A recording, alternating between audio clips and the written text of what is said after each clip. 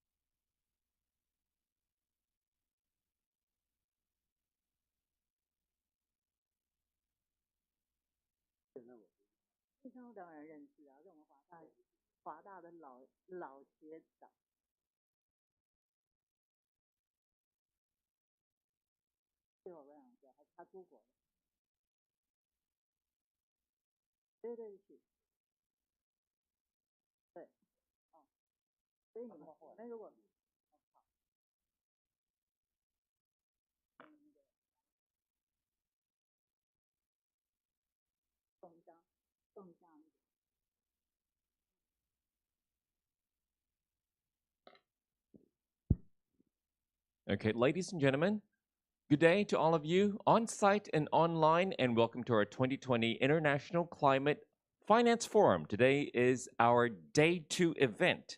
Good day to all of you. Good day to our moderators, speakers, and our panelists on site and online. Now, ladies and gentlemen, our event once again is the 2020 International Climate Finance Forum. Our host is the Ministry of Foreign Affairs of ROC Taiwan, and this event is executed by the Taiwan Research Institute. Now, to begin our day 2, our first topic for the day is the current situation and prospect of the Paris Agreement implementation. We all know that climate change is upon us, and we need to work together as a whole. Now, ladies and gentlemen, to begin this topic, I have the honor of introducing our moderator to introduce all the speakers and the panelists for this session. Ladies and gentlemen, Let's welcome the Executive Director of the International Climate Development Institute, Mr. Zhao Gongyue. Please, monitor, the floor is all yours. Okay. Yeah, thank you, Jian Guang.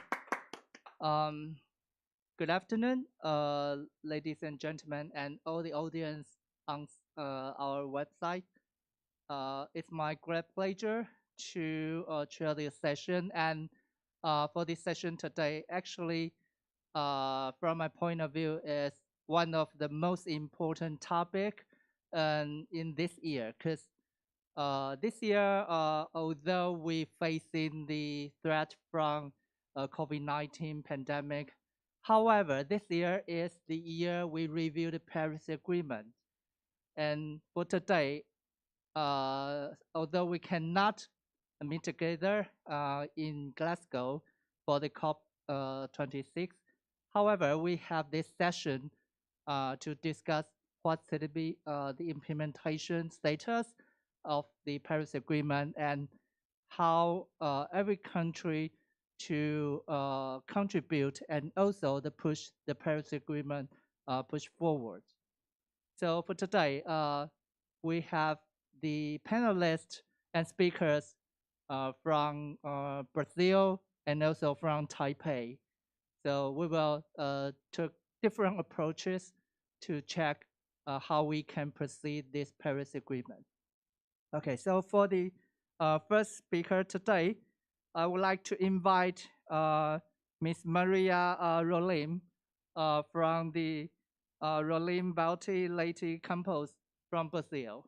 And she's an expert from the law partners, and also she will explain the implementation of Article 6 and also the carbon pricing policy from the South America. So can we have Ms. Rowling on site? Hello. Hi, hello. Good afternoon, everyone. Hi. Thank you very much. Good afternoon. Hi. Okay, so welcome you to join our panel, and the floor is yours. Thank you very much. Good afternoon, everyone. Good afternoon, and thank you for inviting me and having me. I'm talking from Lisbon, so it's good morning here. So I'd like to talk a little bit about how the situation, current situation in Brazil, in Latin America in general, and mostly in Brazil, to check how the implementation of the Paris Agreement is going. I'll share the material with you.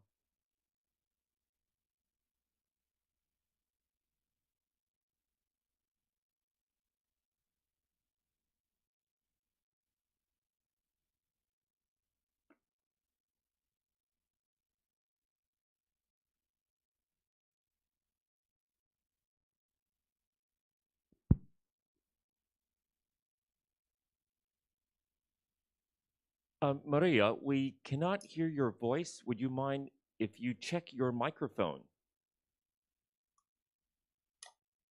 Yeah, my microphone is working. Okay. Okay, is that all right now, yeah?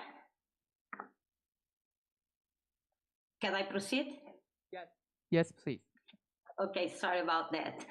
Well, just to remind us of some of the main lines of the Paris Agreement, it's always good to say that it's no forced mechanism, just to emphasize, so the countries have to come forward and set the specific targets for themselves. And this idea of the bottom-up approach, what is the same idea of the countries conducing and leading the process. And also this idea of the common but differentiated responsibility, because it's really an important issue for developed countries like Brazil.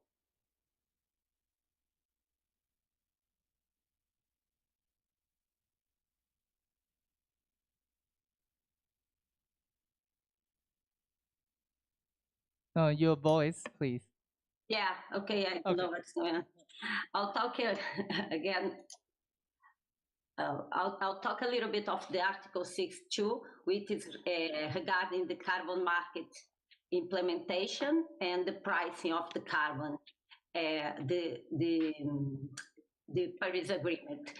We have two ideas. The Paris Agreement Article 6 is meant to produce, let's say, a universal or without the country, a multi-treaty for carbon price, a global carbon market. But from now, from today, and what we can see is that most of the initiatives are being implemented more in regional or subnational sphere, let's say. Oh, let me put here. A little bit of the carbon market history indicates that it started in the Kyoto Protocol in 1997, the idea of having a market, and it was based in the clean and developed mechanism. And now we know that in Paris Agreement we had to change this view and to turn out for more cooperative agreements in order to achieve a carbon market or a market pricing, which is very important to finance climate change. The most established carbon market that we have today is the European trade system, but now we start having other initiatives in other countries which might indicate that in the future we can reach maybe a global market. Some lessons we got from Kyoto is that the governance is really important, and the level of centralization of the Kyoto Protocol, it kind of jeopardized the aim. And another thing is about the accounting. The counting of the credits is really important again to reach the carbon market. And that issues that we are discussing and should discuss in COP26 to reach an agreement to proceed and to go to implementation of the carbon market in a new way based on the Paris Agreement. Well, but in terms of risk price and what we can see that has been done in the world, we can see that we have lots of carbon price initiatives implemented or scheduled, most of them subnational, and I also would like to emphasize that already has been raised in carbon price revenues in terms of 45 billion. So what we can see is there is money, real money around. We need to channel it to the proper initiatives and to ensure that we'll tackle the right points to stop climate change and to stop the effects of climate change.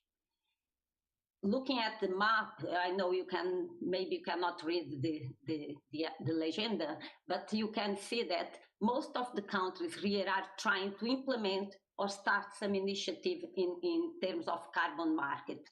Some of them are a bit more developed market, and others are trying to evaluate which is better, a carbon market or a green taxation, or both of them in a mixed system, which indicates that might be the trend in Brazil.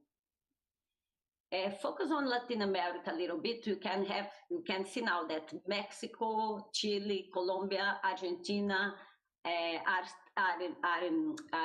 implementing or think about carbon tax or implementing a carbon market. Mexico in particular has recently started the carbon market for the country, which might trend and lead the rest of the countries in Latin America. But the rest of the other countries are considered more a tax than a carbon market. And we will see that in Brazil we have small initiatives taking place.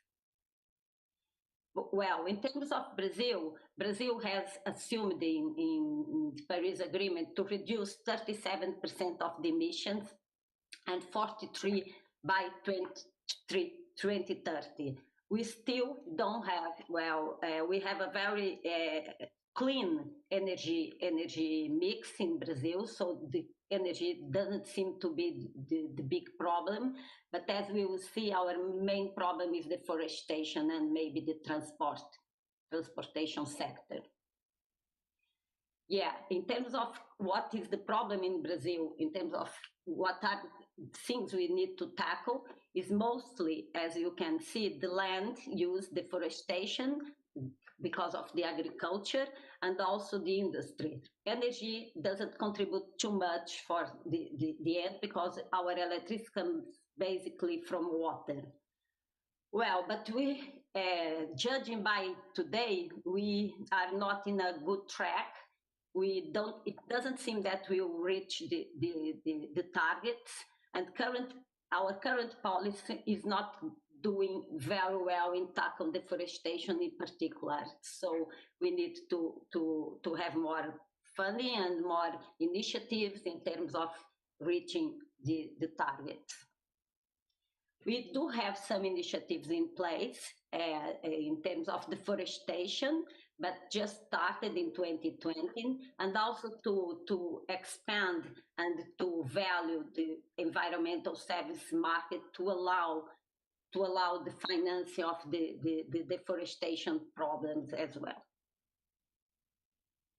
But our most important initiative is more related to Renova-Bio, which is really very successful small idea of carbon market, I would say, because it's based just in one sector. It is the biofuel sector, and it has been a very successful project because you produce the bias, the compulsory bias. You have annual targets, national targets, 10 years targets, and individual targets, annual targets, and 10 years targets. And the other way around, you have the certification looking at the whole life of cycle of the biofuels. So you create a small market which you believe will improve and also to expand to other sectors.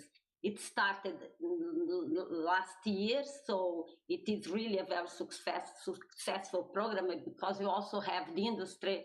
The industry took part a lot on the initiative of designing the Renova-Bio project.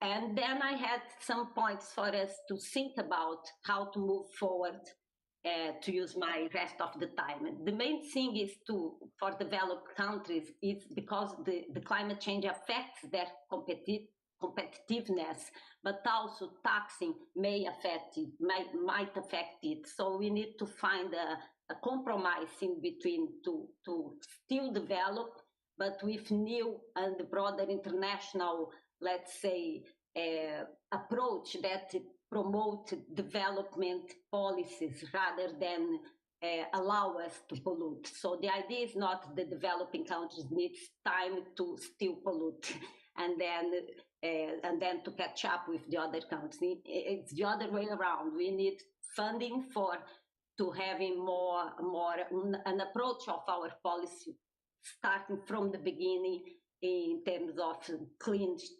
technology. There is also a green litigation trend in the world, which it will take place in Latin America as well, and it is already starting in Latin America. We had this famous case, the Urgenda case, which was related to state responsibility in terms of comply with the Paris Agreement. And we also have the Legari and Pakistan case, which indicates the same thing, the idea that governments are not doing enough to reach climate change. And more recently, we still don't have the decision, but we have these people against the Arctic oil, which is about the counting, about the idea of exporting also emissions. So it is a global problem. So you cannot think just in one country isolated. It might be a very high profile case that is about coming out these days or these months so you shall examine this case as well. It will indicate how the credits will be counted in the future. And also we have the discussion about carbon markets or carbon tax. Carbon tax are simple to implementation, but they are more, let's say, not so political, not so, it's not a preferred approach politically speaking. It means a new tax. Carbon markets are a little bit more complex, but they are, let's say, an approach more friendly to business and to political ideas.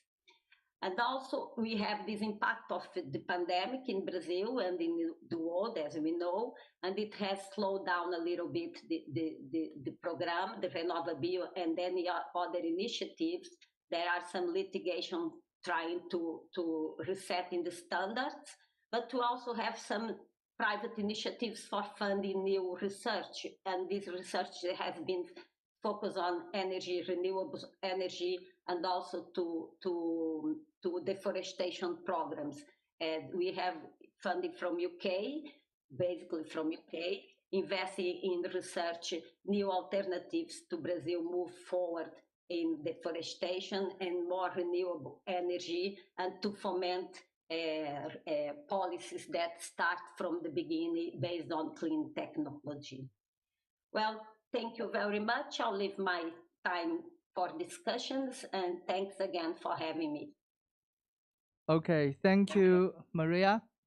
Please stay online, and thank you for this inspiring speech. And I think we have common goal for implementing this Paris Agreement, but every country actually has various approaches to localize that. And I think the carbon market and carbon pricing policy in South America actually is also a inspiring way for Asian countries.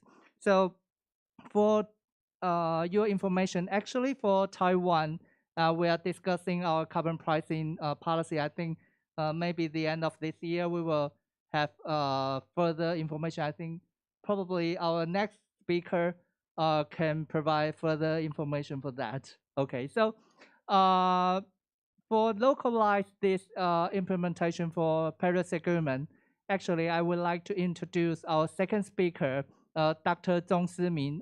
Dr. Zhong, I have known him for a very long time, and he is an expert in Italy, and also he will introduce the international framework for Paris Agreement and how it's localized with our national policy. So the floor is yours, Dr. Zhong. Okay. Thank you, everyone, and good afternoon. Thanks, Lauren, as well, and she gave us a very nice perspective from the current issue that not only happened in Brazil, and also Taiwan need to think about some points of that. And I will give a very short, comprehensive perspective from Taiwan. And first, I would like to talk about something about the COP, the convention, what happened to the whole world, to the current situation now. And first, I will give you some idea. And the second, I want to show you some Taiwan's climate policy for how we compliant to the Paris Agreement, and what the issue for Paris Agreement that we have to follow, and then what kind of issues made the climate finance and also the Paris Agreement Article 6 so important and connect to each other.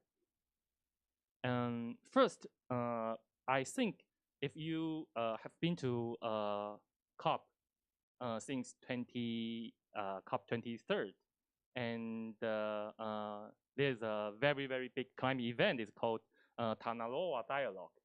And we can ask three very simple questions to answer some very complex methodologies. The first is, where are we? And how do we get there?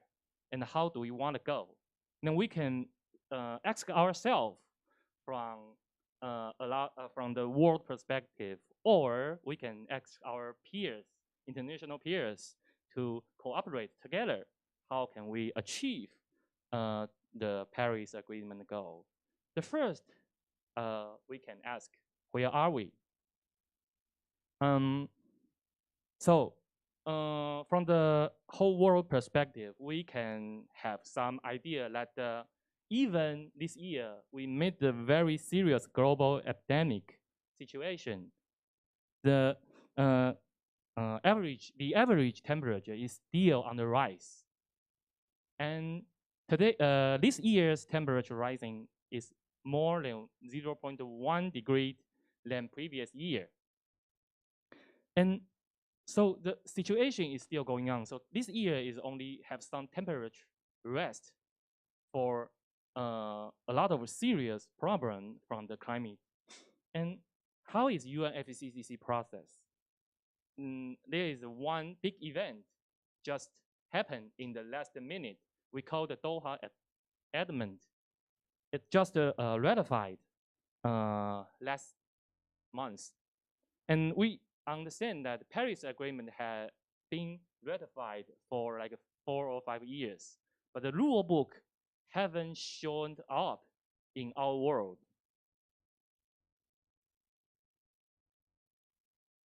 And as you can see this slide, we know a lot of global climate action is still going on from 1992. And Taiwan also follow this process. We have our own legal framework I will introduce later.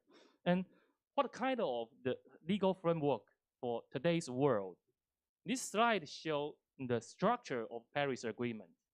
What kind of methodology part in which article? What kind of process we have to follow to see our data, to see the transparencies, and so on, and how we can enter into force and how we participate that. First thing I want to say that Taiwan is not the party, the COP party, but we still follow the same process to try to make it better to follow the whole framework. So this slide shows the element of scope for today's Paris Agreement pathway. First, we know pre-2020 we have NAMA, and then we have NDC, then we have a long-term strategy for 2050.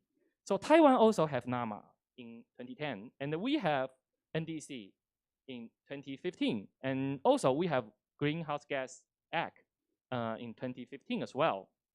So we set up a lot of targets, but can we achieve the goal from NDC to LTS from 2020 first next year to 2050? It's still a question. And what kind of target do we want to make? We want to make the net zero target in 2050. It's a long-term ambition. The long-term ambition we have to achieve the phased target.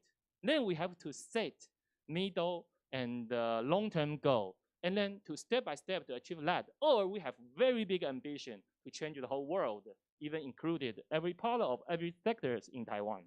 And previously, Lorraine mentioned some difficulties and issues. And we have to understand that the agreement is still locked a lot of parts. The most important part is the time frame, because time frame determines when, how, and how much have to achieve at different time scales. And this slide shows that what kind of report we have to make for the following NDCs. If we didn't show the transparencies by 2024, then the emission, the credit, the time frame will not get enough credit for every parties. So, but how can we achieve that? Taiwan is not a party. We cannot participate the negotiations process. So we can get some guidelines from the Paris Agreement rule books. And as you can see, the next NDC, we call it ICTU for the transparencies. And the time frame has, it need to unlock by next year, I mean COP 26 in Glasgow. If it can unlock, then it will smooth everything. But transparency, indeed, it's very important and very difficult for a lot of countries. Here is Taiwan's climate. I want to give you a short introduction to Taiwan's climate policies. So this is a very numeric information about Taiwan. We will have area, population, something like that, but it's not easy to remember. So I give you some ideas that how can we remember who is Taiwan, what is Taiwan. And this is our international peers. The Taiwan's national circumstances, we as big, our population is as big as Australia. We have the same economic power as Sweden, and our territory is as big as the Netherlands. And our military capability is like Canada. And our total export volume is like Spain.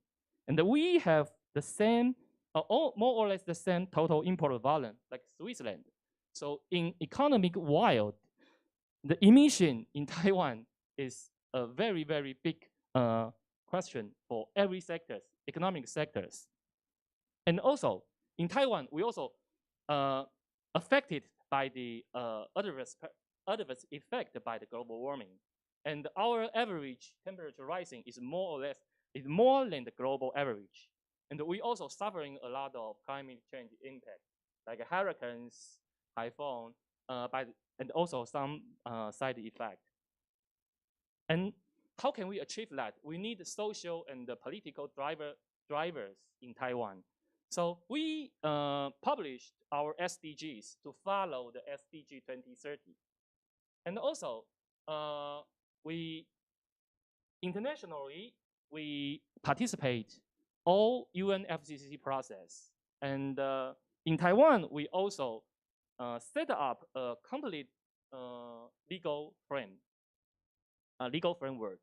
But the question is that enough? Should we get more or participate more or add more ambitions in every part? This is the current situation. And we promise the world that by 2050, we will cut 50% compared to 2005. And we set up adaptation legal framework and also mitigation framework to combine together. The one side, we want to go into the green finance process. Also, we want to have green recovery by the adaptation side. And this is a brief view of our energy structure. We can see that we relied so much on the import and fossil fuel right now. But we have some plans to achieve that. And we also want to set up a green industry transition to help to support the green finance. And this is the current situation, and we have 2025, a very, very promising target to set up the renewable energy. But we understand that that target is not enough. It is a promising target. So beside the promising target, what kind of ambition target we have to make and to support our situation itself, and also support the international society.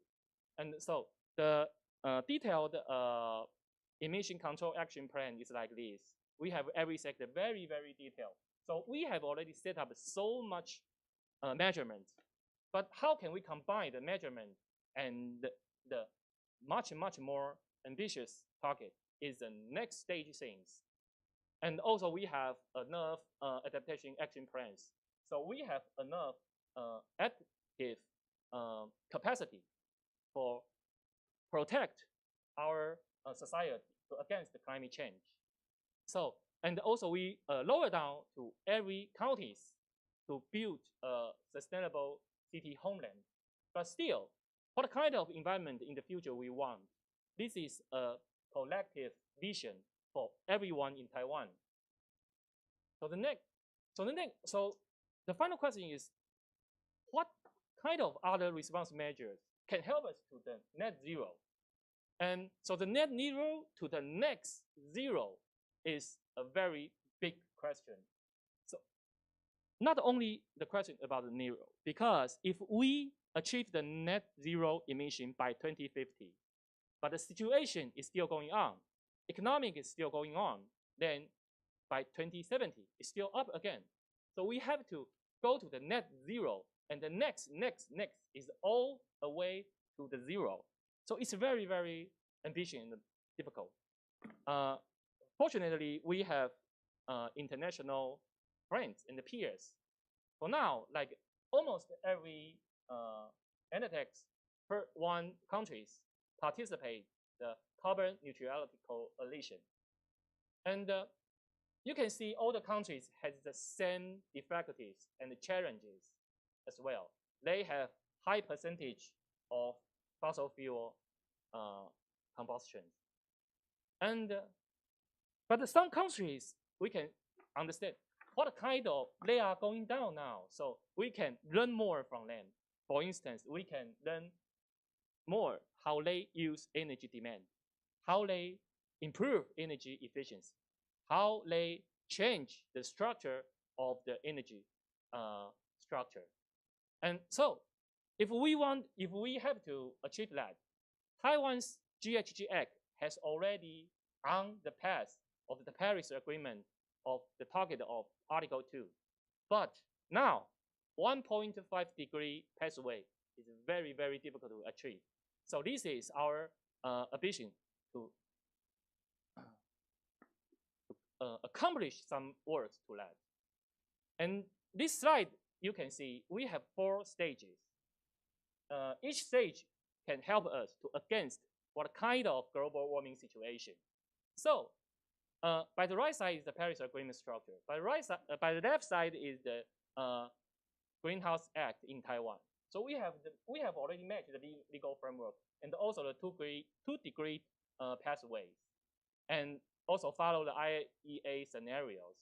So, but if we want to achieve the 1.5 pathway, we need to change a lot of structure, not only energy, but also population, industry, building, transportation, environment, also finance. And together, the law structure, legal structure also have to meet that. So I have some little conclusion. We have clarified vision, ambition, and mid and long-term goals, and also what is the promising measures. Now we also have to understand what is the best way to Taiwan for 2050. What is the long-term structure? What is the mid-term and the promising short-term structure? Then we can improve or modify our GHG Act and also our NDC goals. Then correct the gap to continue the best things for Taiwan and for the whole world. Thank you very much. Okay, thank you for your excellent speech, Dr. Zhong. Actually, Dr. Zhong indicates a very important information that Taiwan, under the Paris Agreement, actually our current pathway can achieve the net zero in 2075. However, I know for our neighbors in Japan, in Korea, they have already submit their 2050 agenda for 1.5. So I think for our government, actually we can make up maybe more ambitious goal. And for your information, actually we just launched our national energy transition white paper today. So perhaps it's also for our next step to maybe rethink about the version 2 since today. So thanks for our 2 excellent speakers. And now, so we have 2 panelists for today. And our distinguished panelists for today, actually, we have very important guest from our former Deputy Minister, Mr. Lin. Actually, he also was a former chair of CPC. So from his insight of view, we wonder how can we achieve more ambitious goal for 2050. So the floor is yours, Deputy Minister. Thank you very much, Dr. Zhao. At the outset, I would like to pay tribute to Ministry of Foreign Affairs for sponsoring such a meaningful event, although it would be even more appreciative if this forum had been co-sponsored by the relevant authorities, such as Environmental Agency or Ministry of Economic Affairs. Yeah. Climate change is a global challenge. Taking action requires the cooperation among nations. As a result of rising concentration of greenhouse gases in the atmosphere, global average temperature are already 1.1 degrees C above the industrial level, or 0.98 to be exact. On present trend, this could reach around 1.5 C in a decade, and 2 Cs half a decade later, which is very dangerous. In the Paris Accord of December 2015, governments did commit themselves to keeping temperatures well below 2 degrees C level, even if those promises still fell much short of what was needed. So we all agree to achieve this goal, sizable and rapid reduction in carbon emission is needed. Net carbon emissions need to decline to zero by mid-century. So after EU declared the Green Deal, China made a surprising announcement that it would go further than its Paris Agreement with a goal of carbon neutrality by the year 2060.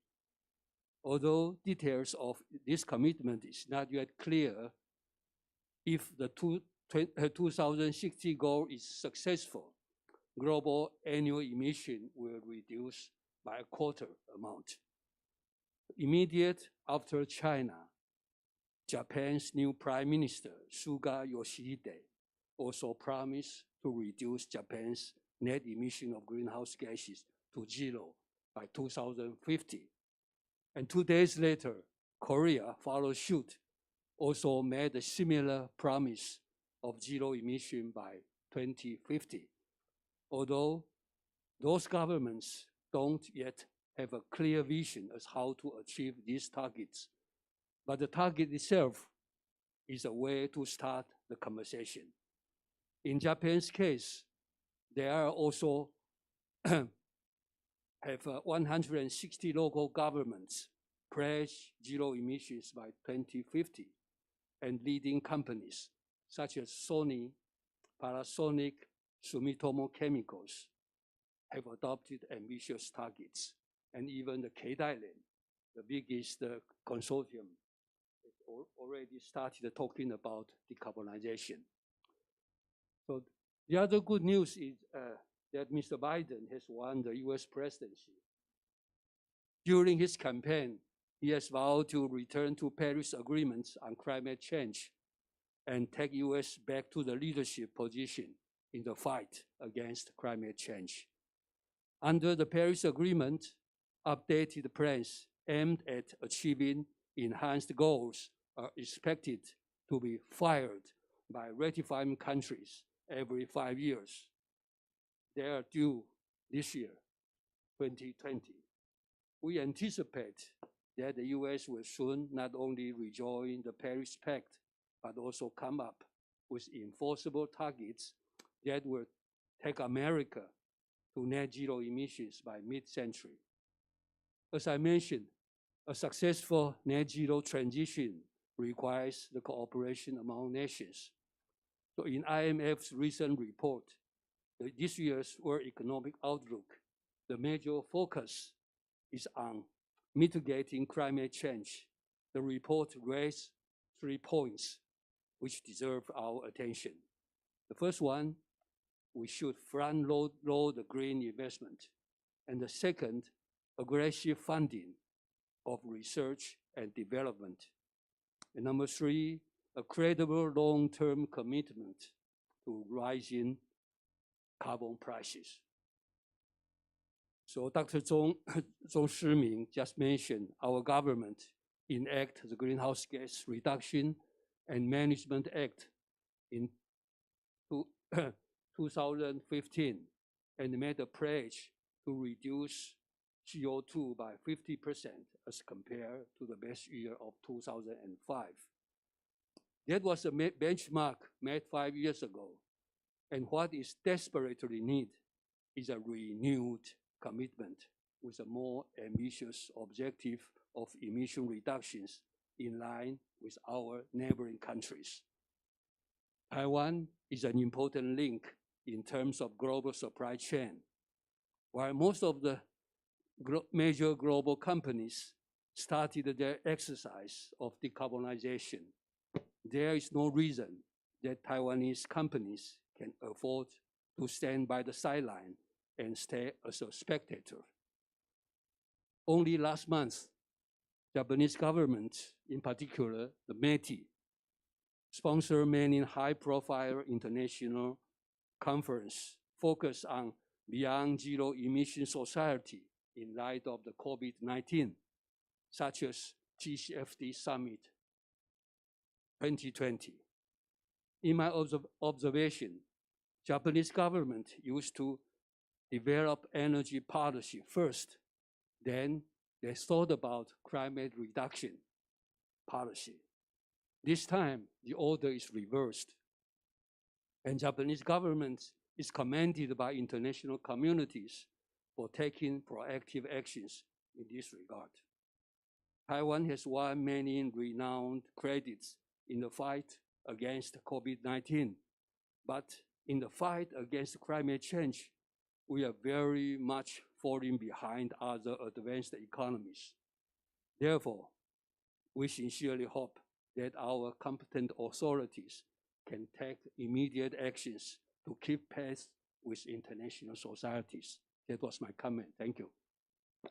Okay, thank you very much, Mr. Lin. Actually, I think Mr. Lin mentioned about very important information that for against the climate change, not only for every nations, but also every department, including environmental protection department, including economy departments, we can work together. And from my point of view, actually, the green economy approach is the new way and also the most important way to drive in this Paris Agreement. Actually, not only from the moral side, we have to use economy methodology approach and to drive in every corner of this society.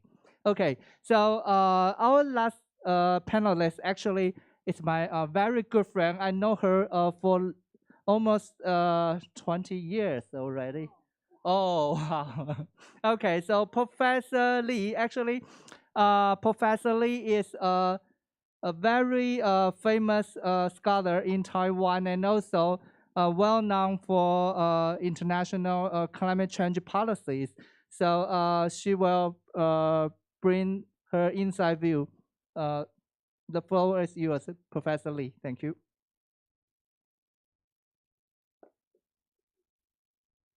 Thank you, Chairman Zhao.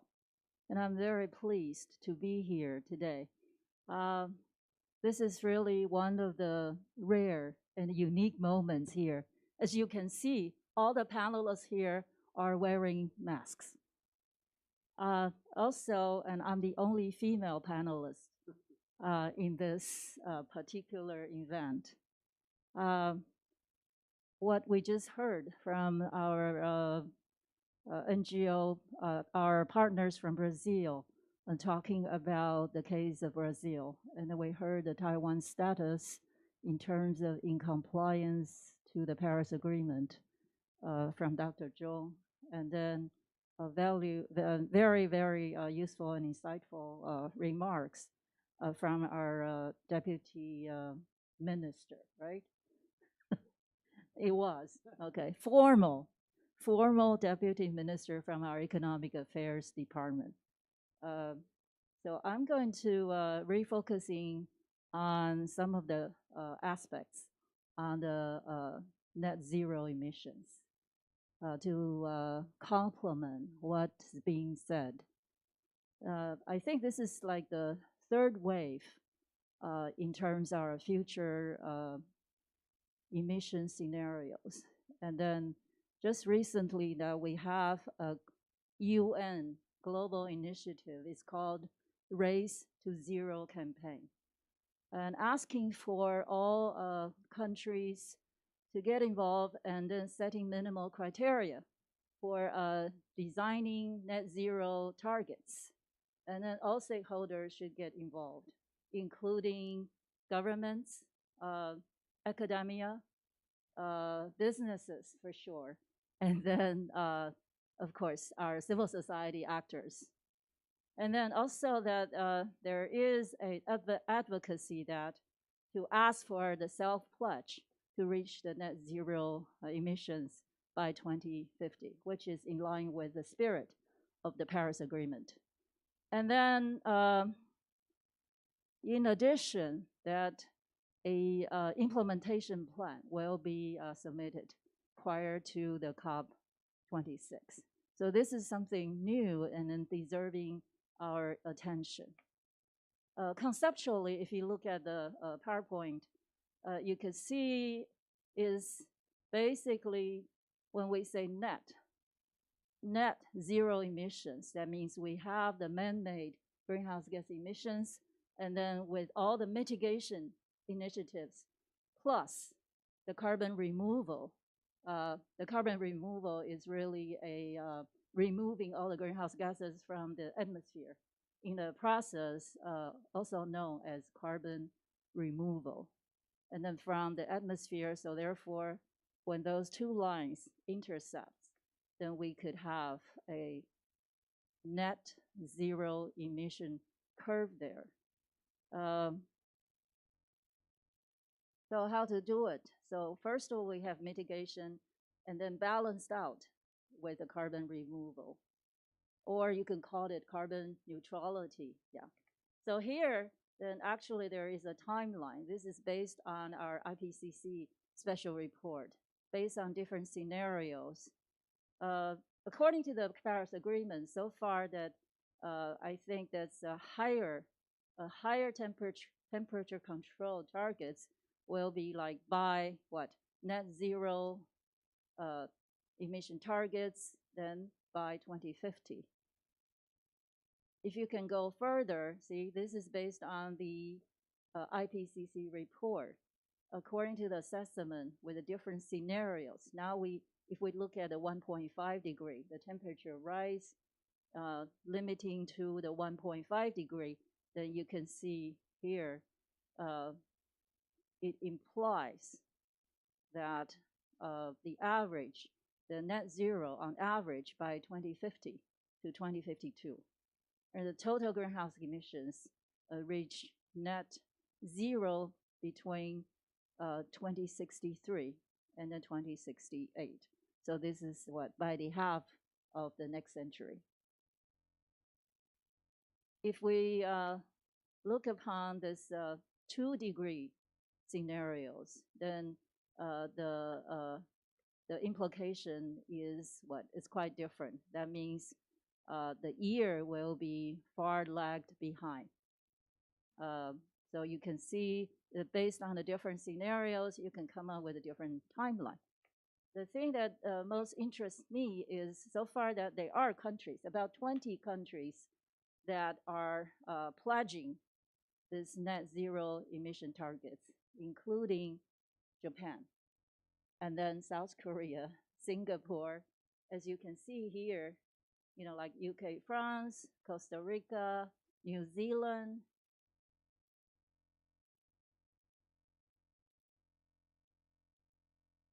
See, Austria, Bhutan, Costa Rica, Denmark, the EU, Fiji. But I think among all these countries, I think that interests me most will be China. China met the pledge only fairly recently, a few months ago. The carbon neutral timeline will fall on 2060. And then Japan, you know, for the case of Japan, it's going to be very, very tough case, because Japan right now is the 5th largest economy in the world. And then equivalently, that is the fifth largest emitter in the world. And then Japan is noted for its energy efficiency. So therefore, it's extremely difficult for Japan to make such a pledge to reach the net zero targets by 2050. And also the South Korea. This is the pledge that South Korea also made.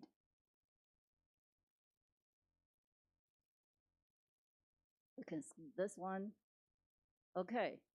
First of all, I would like to propose that to add not only the mitigation targets, but maybe the adaptation measures into our overall effort in combating global warming. And then based on the different level of development and the different energy profiles, I think we have to look around to those economies which is comfortable or compatible with us to make sure that our INDC, or at least the process of coming out of our INDC, are consistent with our development level as well as our energy profile. Looking ahead, I'm also thinking about the Biden factor here. The Biden, at least I think a few months from now, if everything goes well, then we'll have the Biden step into the administration with a new staff. I think the renewable energy will be one of the focuses during the Biden's administration. What we've been calling, I myself have been involved in this climate change negotiations for like more than 10 years now. I've been going to COPs continuously for about like 14 years by now. So I think that what we've been doing is really we're calling for actions, climate actions. And then again, we have to add adaptation, not only the mitigation, but then adaptation measures into our overall planning process. And then in the end, we have to raise up our level of ambition. Overall, I think that when you talk about institutional arrangement, then I will think about what we really want is the political will, or lack of political will, you may say. But Biden factor is something that we should look into in the future. I think it's going to have a great impact on on this future path. And thank you so much. Okay, thank you, Professor Lee. I think for the presentation today, actually we have here 4 very excellent speeches. And actually, for your information, Professor Lee, as I know, the new carbon reduction regulation, we have already put the adaptation part into the new direction. So I think you can expect that. So for the expectation, actually, for today, as I mentioned, it's a very important session that we discuss how to implement the Paris Agreement. And we also expect, well, since our advancing has been quite successful, we have some good news for these 2 weeks. So we expect the COP26 will be really happened next year. So our the final 5 minutes, I would like to invite every speakers and panelists, if you have 1 minute to maybe describe the expectation to, for the next COP26, what would you expect? Yeah, from Maria. Thank you.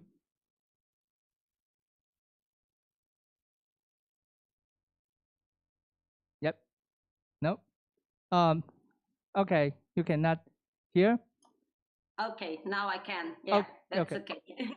Yeah. Okay, just 1 minute. Well, thank you very much. Very inspiring speech for everyone. I would say that for the COP26 next year, I would expect that Brazil come forward a little bit more with more, let's say, solid program to change our land, basically. I would expect that from our administration. If not, we'll have to force it some way to force political will, let's say. Okay, thank you. So we hope from Brazil they can have more better goals and policies. So from Dr. Zhong, what's your expectation? Uh, I I hope next year the COP26 and can review the true process of NDC, the exact time frame can be settled down. Then, because Taiwan is not a party, if we just hanging around the circle of the COP, then we will delay our effort. So if the convention can come up something confirmed, solid, then I think our pathway will be more solid and confirmed. Thanks. Okay, thank you, Dr. Zhong. Yep. Our former Deputy Minister Lin. Yep. Thank you very much, Mr. Chair. So I think I was in COP25 last year. Okay, with yeah. Professor Lee. In Madrid. I was in Madrid. So, and I will be in Glasgow next year. Great. For the COP26 because I found many interesting things during the conference. But of course, this time it was sponsored by the government of Great Britain, England, and also Italy. So I think this time will be much more emphasized on the financial aspect. So I heard about the speech delivered by Mr. Mark Carney a few days ago through the through the wire. So he mentioned just this time there will be some important point we have to take note. There it says 1R is reporting, comprehensive climate reporting, which he means TCFD, etc. Yep. And then he also mentioned about 3 R's. The first one is also the reporting, then the climate risk management, and also climate returns. Returns, which means all the investment should have a good returns. And then 1M is market mobilization of the private capitals, which is as a governor of the central bank in UK, I think that is important. And of course, from us, we are from the private sectors. The funding is a very important area which we have to pay attention. So I think this time we could learn a lot from the private sector's perspective. But from the government, my personal feeling is still the participation is insufficient. So not a member is not a good excuse to doing nothing. So I think we urge more and more government to participate. And also the participation must be meaningful. And also just keep in line with all those our neighboring countries, the trading partners, in order that the government, the private sector would not be disadvantaged after this process. That's my comment. Okay, thank you. So actually, climate finance, TCFD, and also driving from the business sector is your expectation. And also, we should lead now, this point, ourselves from the government. I think we can using the private sector to driving them push forward. Okay, so Professor Lee. Okay, one response on this timeline of the Paris Agreement. First of all, we have 2 tracks. One is on the NDC, so 2020, 2025, and 2030. So I'm expecting the NDC version 2, will be much more ambitious. Yeah. So to raise the level of ambition, no sliding back. And secondly, that we have another track. It's called Global Stocktake, starting 2018. So every 5 years. So you got 2 tracks going on. One is 2020, 2025. The other is the global stock take. So it's 2023 and 2028 and all the way through. So technically, Paris Agreement has no expiration, cannot be expired. I think that I hope it provides a good framework to begin our work. Thank you. Okay, thank you. So actually, from my conclusion that the COVID-19 didn't stop us and didn't stop the Paris Agreement, and we hope we can meet in Glasgow next year and we come back better. Okay, thank you very much. Thank you. Thank you to our moderator, Executive Thank Director, you. Mr. Thank Zhao. you for having me. Thank you to Madame Maria Rorim in Brazil, obrigado. And thank you to Dr. Zhong and former Deputy Minister Mr. Lin and Professor Madame Lee. Thank you very much. Ladies and gentlemen, that wraps up our session 1. We take a 10 minutes break and then we'll be right back. Do not go away, our online viewers. We'll be back in 10. Thank you so much.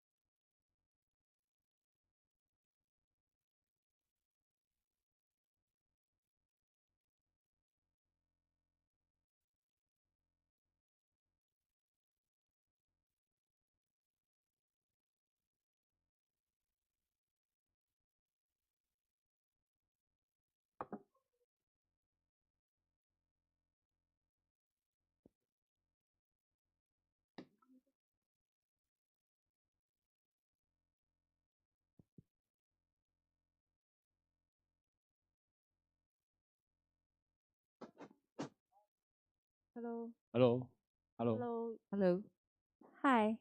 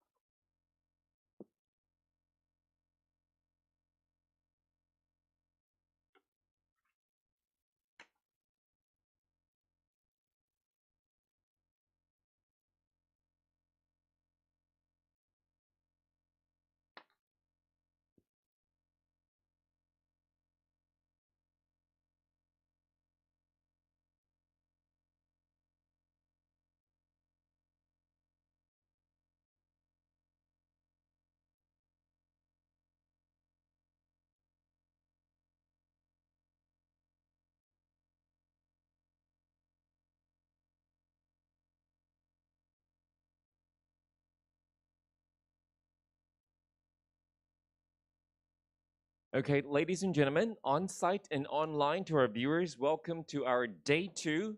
This is our second topic for day 2 of our 2020 International Climate Finance Forum. Now, for session 2 of today, our topic would be the innovative solutions to the promotion of the international climate funds and technologies transfer. I have the honor of introducing our moderator for this session. Dear guests, ladies and gentlemen, please give your hands up to welcome the Deputy Secretary General of International Cooperation and Development Foundation. Please join me in welcoming Mr. Shi Lijun. Mr. Moderator, the floor is yours. Thank you. Distinguished guests, welcome to the fifth topic of this forum, innovative solutions to promote the international climate funds and the technology transfer. I'm Alex Xi, Deputy Secretary General of the International Cooperation and Development Fund and moderator of this session.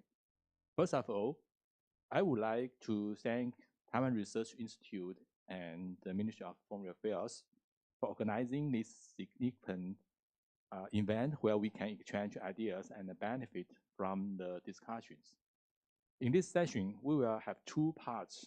First, we invite two speakers from multilateral and bilateral development agencies, respectively, to share us their tools and the best practice on innovative solutions to promote climate finance and technology transfer.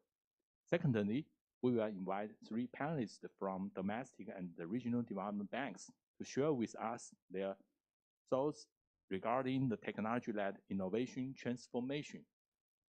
We all know that climate finance or green investment plays an important role in regional greenhouse gas mitigation and climate change adaptation.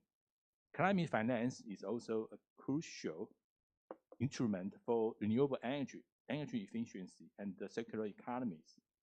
As defined in the Paris Agreement, climate finance should engage with technical assistance programs to transfer technologies from developed to developing countries to accelerate the diffusion and the transfer of technology.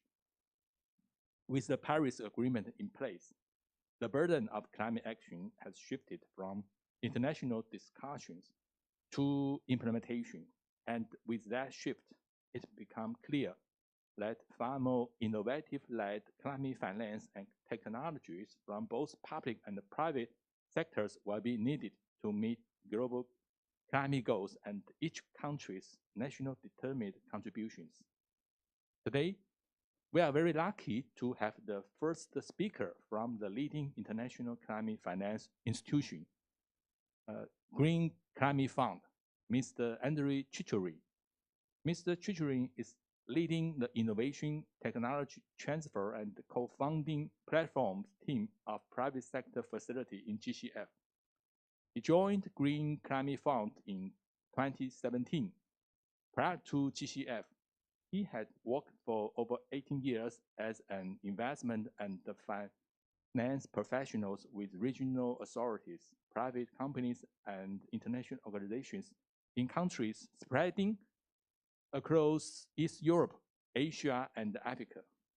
He has extensive investment banking and financial advisory experience gained at major financial institutions in Russia and several years of legal practice in Moscow office. Mr. Chichering holds MBA degree in finance from Columbia Business School and a degree in law from the Moscow State University. Mr.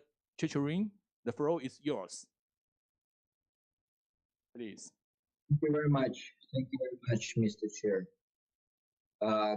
Good evening, good afternoon, and good morning, everyone. I'm really pleased to do a small presentation on the Green Climate Fund and GCF funding for mitigation and adaptation climate projects at the International Climate Finance Forum. Let me start with a brief history of the Green Climate Fund. GCF was established in the end of 2010 by the decision of the countries who are parties to the United Nations Framework Convention on Climate Change. And after being established with permanent headquarters in South Korea, in Songdo, it went through initial resource mobilization, which raised over $10 billion of capital in support of the mitigation and adaptation projects in the countries. Operational activities started shortly after the beginning of 2015, and as of today, we have over 150, almost 160 projects, approved projects with committed funding exceeding $7 billion. During this initial implementation stage, GCF successfully accomplished a replenishment process that gave us additional almost $10 billion of funding to support climate action across the world. So we, as of today, we are the largest financial institution in the world supporting mitigation and adaptation projects, and we're definitely looking forward to increase our visibility, also impact by deploying our capital and facilitating public and private finance into the climate action. This is a snapshot of our current portfolio. Last week, we successfully accomplished board meeting number 27, which approved almost $1 billion of GCF funding projects across the developing countries around the world.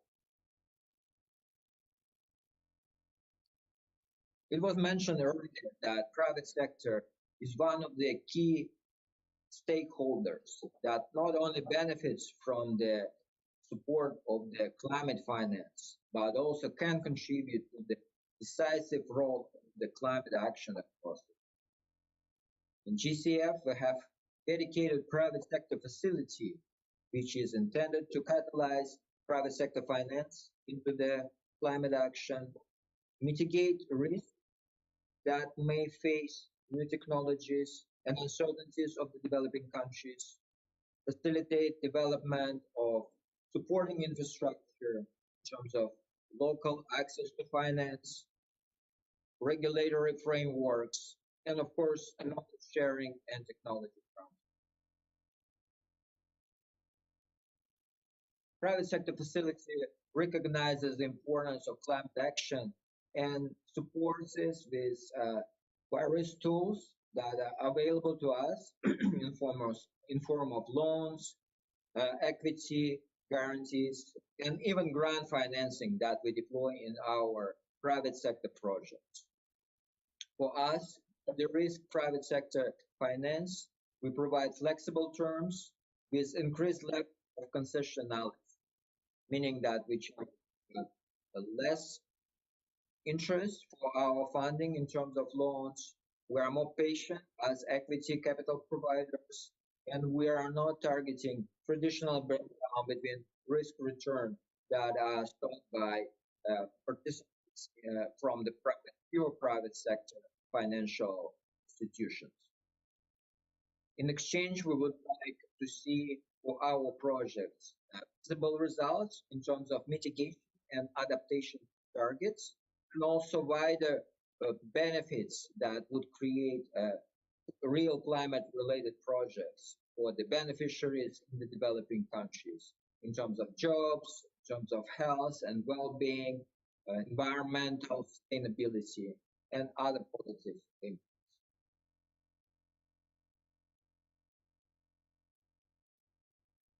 GCF funding is definitely coming to the developing countries the climate finance. Therefore, key point for us to initiate support private sector project climate rationale that has to be demonstrated by the project proponents and the project developers. Climate rationale means visible mitigation targets in terms of reduction of CO2 equivalent emissions over the lifetime of the projects during which GCF supports it with its financial resources. For adaptation projects, we need visible impacts for beneficiaries that would get positive impacts from GCF financing, as I mentioned, in terms of jobs, health and well-being, and other positive impacts. We definitely look for additionality of our funding, asking during the project assessment life cycle why GCF funding is needed, how we can crowd it, private financing, and of course, would like to minimize the gap between market terms and conditions for the climate actions and the concessionality levels in order to utilize financing from the private sector and secure sustainability of our projects over the long term in order to replicate supported business models on a pure commercial basis during the scale up and subsequent rounds of developments of the private sector without GCF support.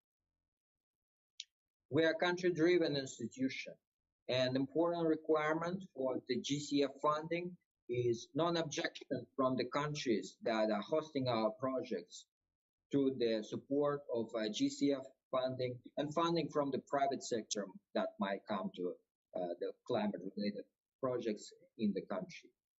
Every country with whom we have projects issued a non-objection letter signed by national designated authorities. That is one of the key elements in our financial funding proposal package. And with these non-objection letters, we definitely have country ownership principle, compliance with the country ownership principle. That is a key element of our operational package. GCF funding is focused on the key result areas, energy generation, energy access, transportation, building, cities, industries, and appliances, forests, land use. For adaptation result areas, we have livelihoods of people and communities, infrastructure and built environment, health, food and water security, and of course, ecosystems and ecosystem services. GCF has very elaborate set of policies that make to help us ensure that during the implementation of the projects, we implement them in compliance with high fiduciary standards, answering risk management questions appropriately, address the issues of environment, social security, and gender, as well as do our activities in compliance with local and global regulations.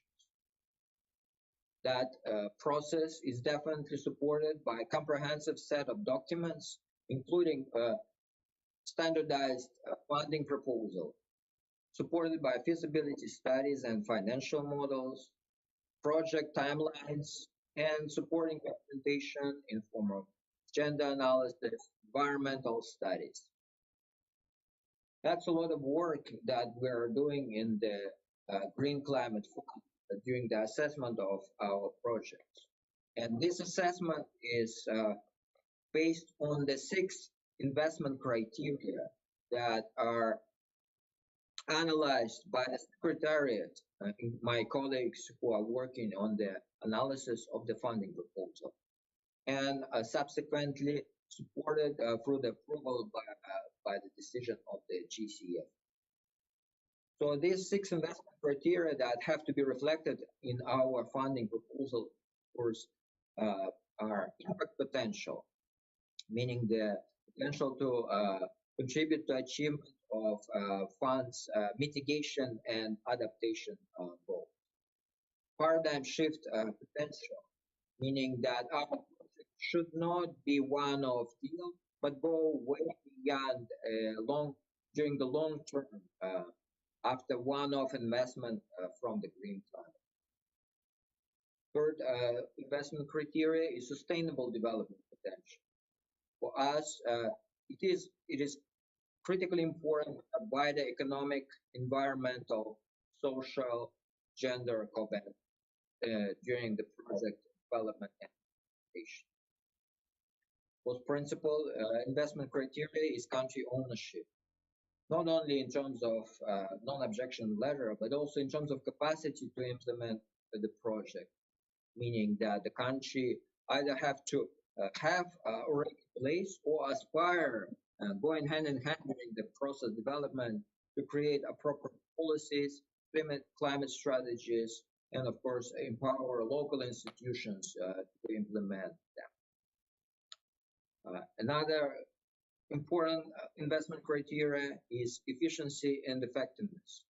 We definitely look for projects that are not only ambitious in terms of climate-related targets, but also in terms of economic and financial results that sometimes may be more modest versus pure private sector plays, but nevertheless show the right path for the development to the private sector actors and stakeholders during the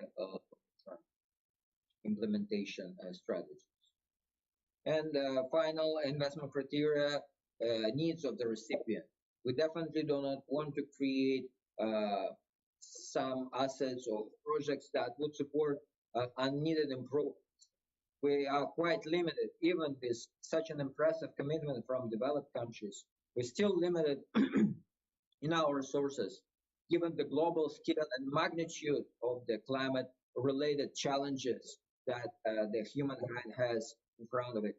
So therefore, we are looking for something that would create better impacts in the local context and definitely answer local vulnerabilities and financial needs of the beneficiaries. So these are the cornerstone elements of our business model. These are the key elements of our logic that we are applying to the funding proposals and project ideas that come to the Green Climate Fund, asking for support. And many of our projects, every of our projects, very important answering these questions in a comprehensive way and supported by the decision of the Green Climate Fund and funding from the Green Climate Fund. Another important aspect of our business model, alongside the country ownership, is that we do not deploy money directly.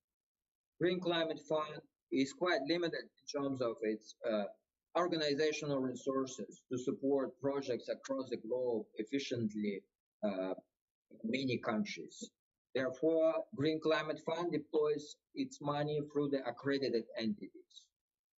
There are several dozen accredited entities, different various types of financial and other organizations which went through the accreditation process with the Green Climate Fund to be certifying that they are capable to deliver, effectively manage the process and projects and GCF money in the local context. And these accredited entities, they range from the largest international organizations like the World Bank, IFC, multinational development banks, regional development banks like AFDB, EBRD, IDB, and others, and going all the way down to the smaller financial players, smaller organizations. GCF does not discriminate because of the size or visibility. We are definitely happy to work with all the partners who are capable to deliver and help us to deploy our money in the local context. So these are the key partners and key element of our GCF business model who help us to deliver the funding and make sure that this funding is delivered and spent efficiently. Finally, a few words about the process that we use in our project consideration in implementation. First of all, everything starts from the country programs. For many countries, GCF has already established work programs where we identify potential needs, we see the pipeline of promising projects, and plan our resource mobilization and deployment. After the country program, we go to the funding proposal generation stage, where accredited entities or project proponents come through accredited entities or the national designated authorities to us with a concept note which outlines the key elements of the proposed mitigation or adaptation project.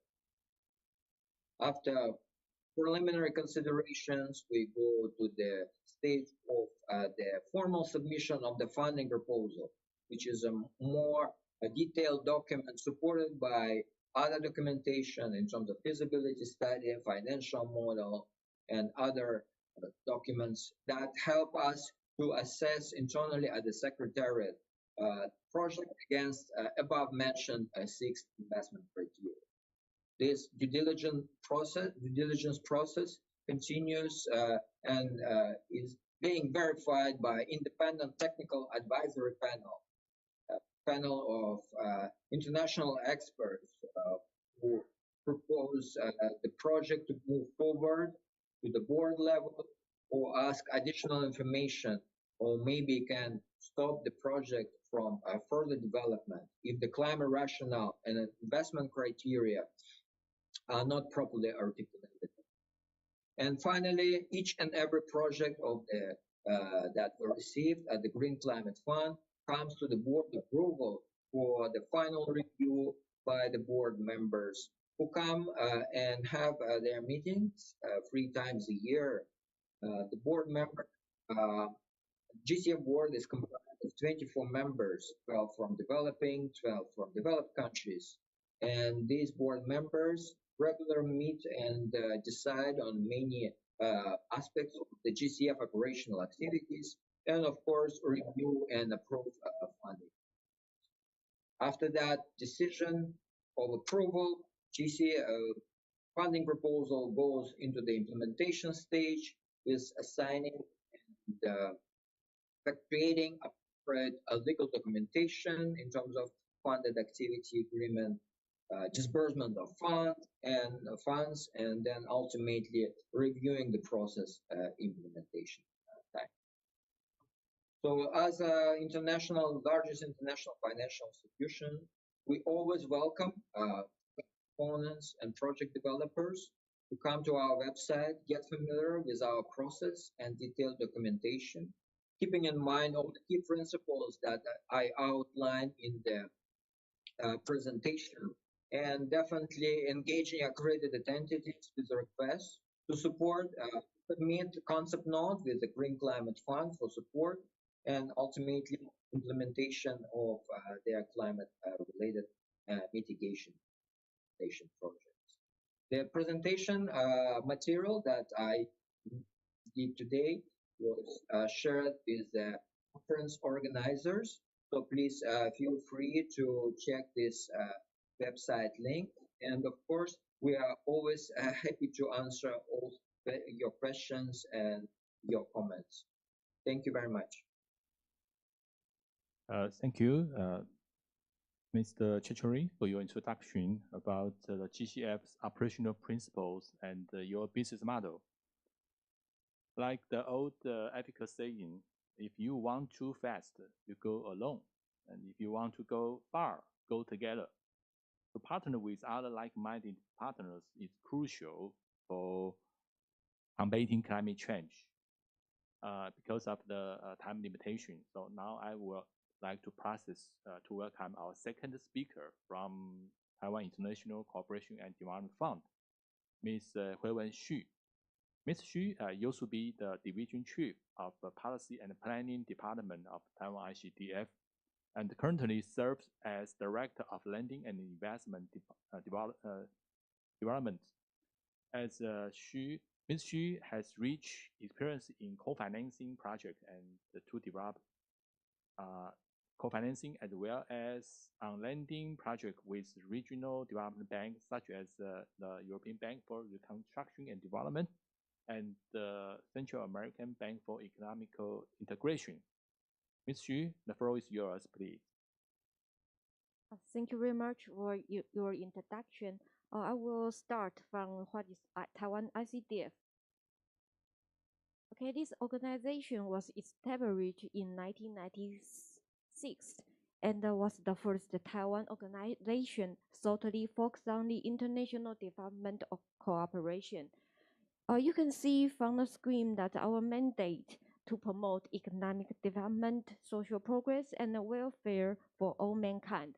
You could also find that we are committed to with SDGs. So what do? We have 4 main operations tools that including grant-based and non-grant-based tools. Our assistant covered a variety of development issues such as environmental and agriculture, and our works all are all over the world. So these are our lending project types. From MSME to economic and social infrastructure. So how many of them are related to green component? I will say all of them. Okay, so from the establishment to present, the Taiwan ICDF concerned about environmental issue.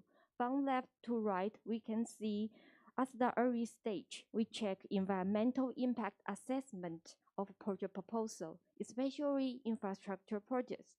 Gradually, our lending activities covered energy efficiency from a municipal infrastructure, recent COVID projects, solar power application in small island and the remote area, as well as high-level cooperation of climate actions. Okay, so our core principle is address the SDG and increase our contribution to the transition to low carbon and environmental sustainable economies. As to our lending projects, we carry out loan both by bilateral and multilateral channels. As to the green finance, we pay attention to MDG and SDGs. The MDG start from 2000, while the SDG adopted by all United Nations member states in 1915. From my point of view, one of the common themes between MDG and SDG is to shift the world onto a sustainable and resilient path. So follow this world trend, the Taiwanese government launched medium rooftop PV program in 1912. I must say that this program led my team into a professional field of PV technology and finance. At that time, the Energy Bureau and the Financial Research Institution jointly held a series of courses introducing green financing knowledge. We learned a lot from this program. So here comes the first case. Can we apply clean energy model in a remote area? And you may ask, how remote is it? From the photo, you can see that during the rain season, the ox cart is the only tool for the transportation. So this project is carried out in Myanmar around 4 years ago. One of the development challenge in Myanmar is lack of electricity, especially in rural area.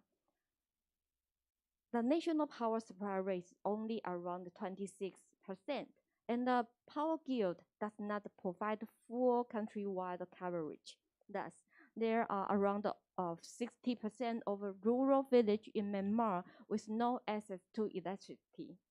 In addition, villagers have difficulties maintaining lighting devices granted by the government, and such devices are not ideal in terms of the user payment principle. Villagers are also unable to afford lighting devices on their relative low and unstable incomes. So in 1915, when we paid our first visit to the remote village, people still use candle at night and go to bed so early. So how can we assist? In order to create a self-sustained model, we decided to carry out a pilot project and start from technical assistance. The technical assistant planned an electrification system supported by the design of a reasonable payment. This technical assistant also be expected to provide a business model that would allow the Myanmar government to promote and duplicate the project on a large scale among other rural areas in the future. So compare with different technology solutions, such as household roof PV, hybrid system, and the mini-grid system. Finally, we designed and introduced the solar PV mini-grid system for the remote village. It is essential that the mini-grid system is designed on a trip-correcting basis, charging for the domestic consumption for electricity, alongside free of charge public lighting. The trip model was proposed and tested during the pilot, and afterward handed over to the local community to manage. To make the pilot project more feasible, we earned from public support and insist to invite private participation.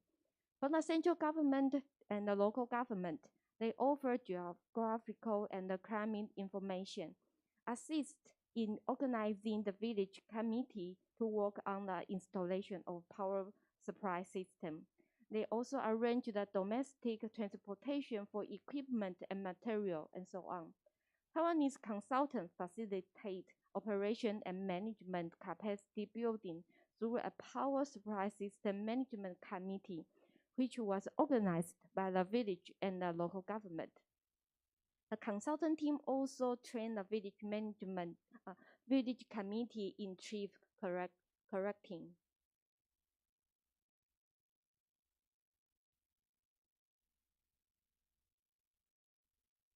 Now let's take a look at the private side. The village was responsible for the preparation and the installation of the electrical pool.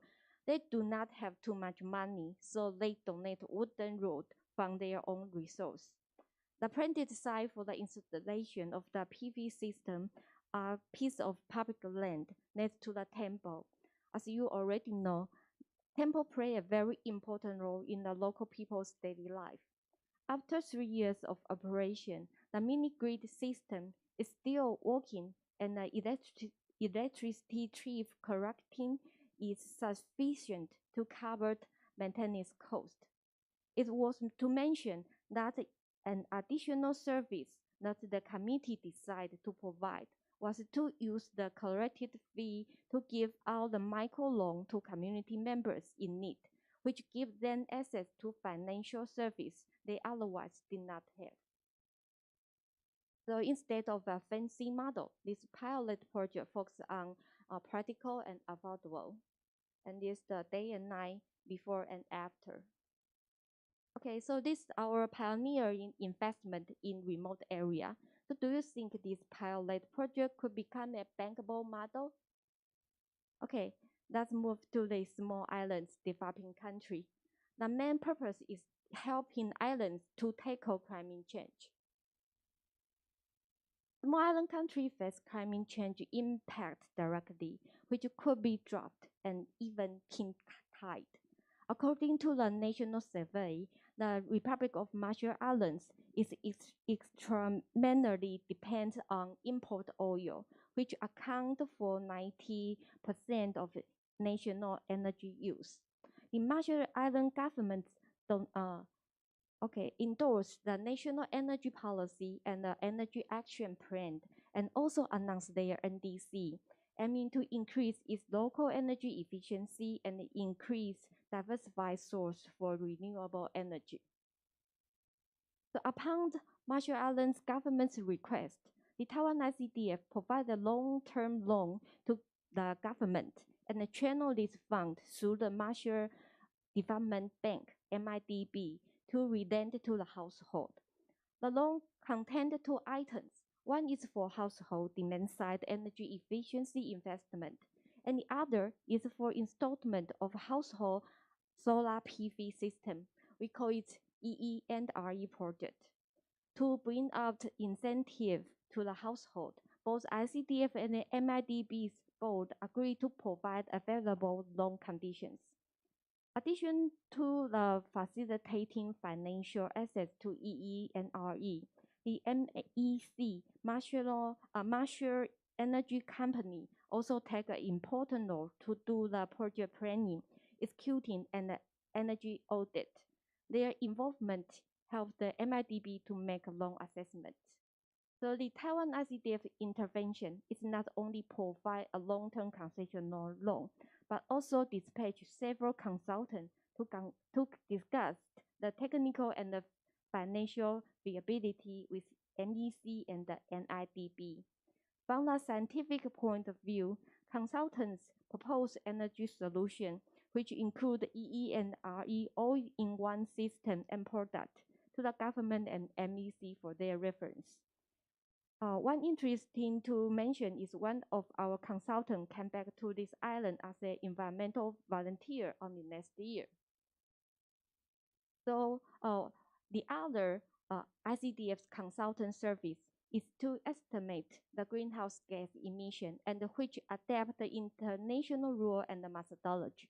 We hope that we can give some assistance to help the country to meet its NDA.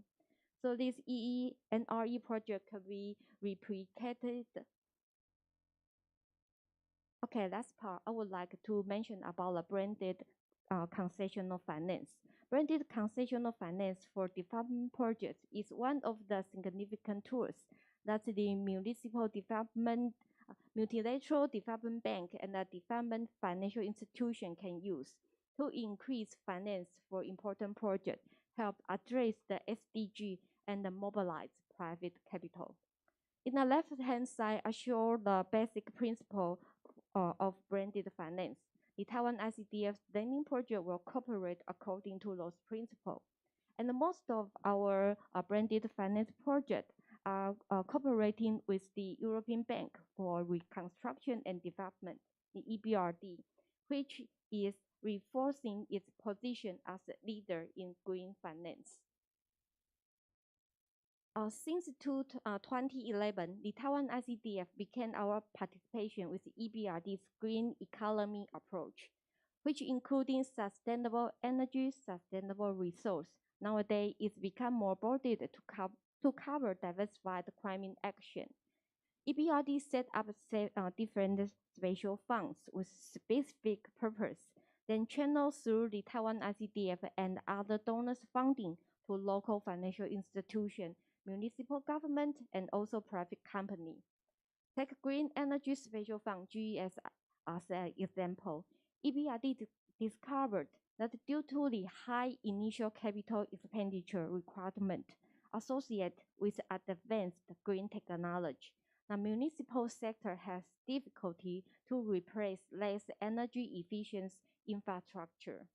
In order to incentive for municipal government to adopt green technology, the GESF set up an innovative interest rate formulation. An estimated environment benefit is directly connected to accumulate energy saving, convert into carbon reduction. The higher the carbon reduction, the lower interest rate will be charged. This solid waste treatment project was carried out in Jordan and is financed by EBRD, Taiwan ICDF, EU, and the UK. Among the city government is satisfied with the outcome that the project turned the trash into cash. This project is also expected to become a demonstration site for turning gas into electricity and encourage such climate investment in the neighborhood area. The Green Energy Financing Framework, GAF, is another example. This facility is expected to transfer skill and build experts in both financial intermediary and their sub-borrowers in understanding the benefit of investing in green technology. Thus, the GAF provides expert guidance to lending partners on designing the best financial projects and advise the borrower on how to turn green projects into sound investment. The target beneficiary groups are commercial and residential sectors. Besides build capacity and skill to local financial institutions, the GAF also addressed technology market on the supply side by working with technology supply and the local experts on enhancing the supply of high-performance technology.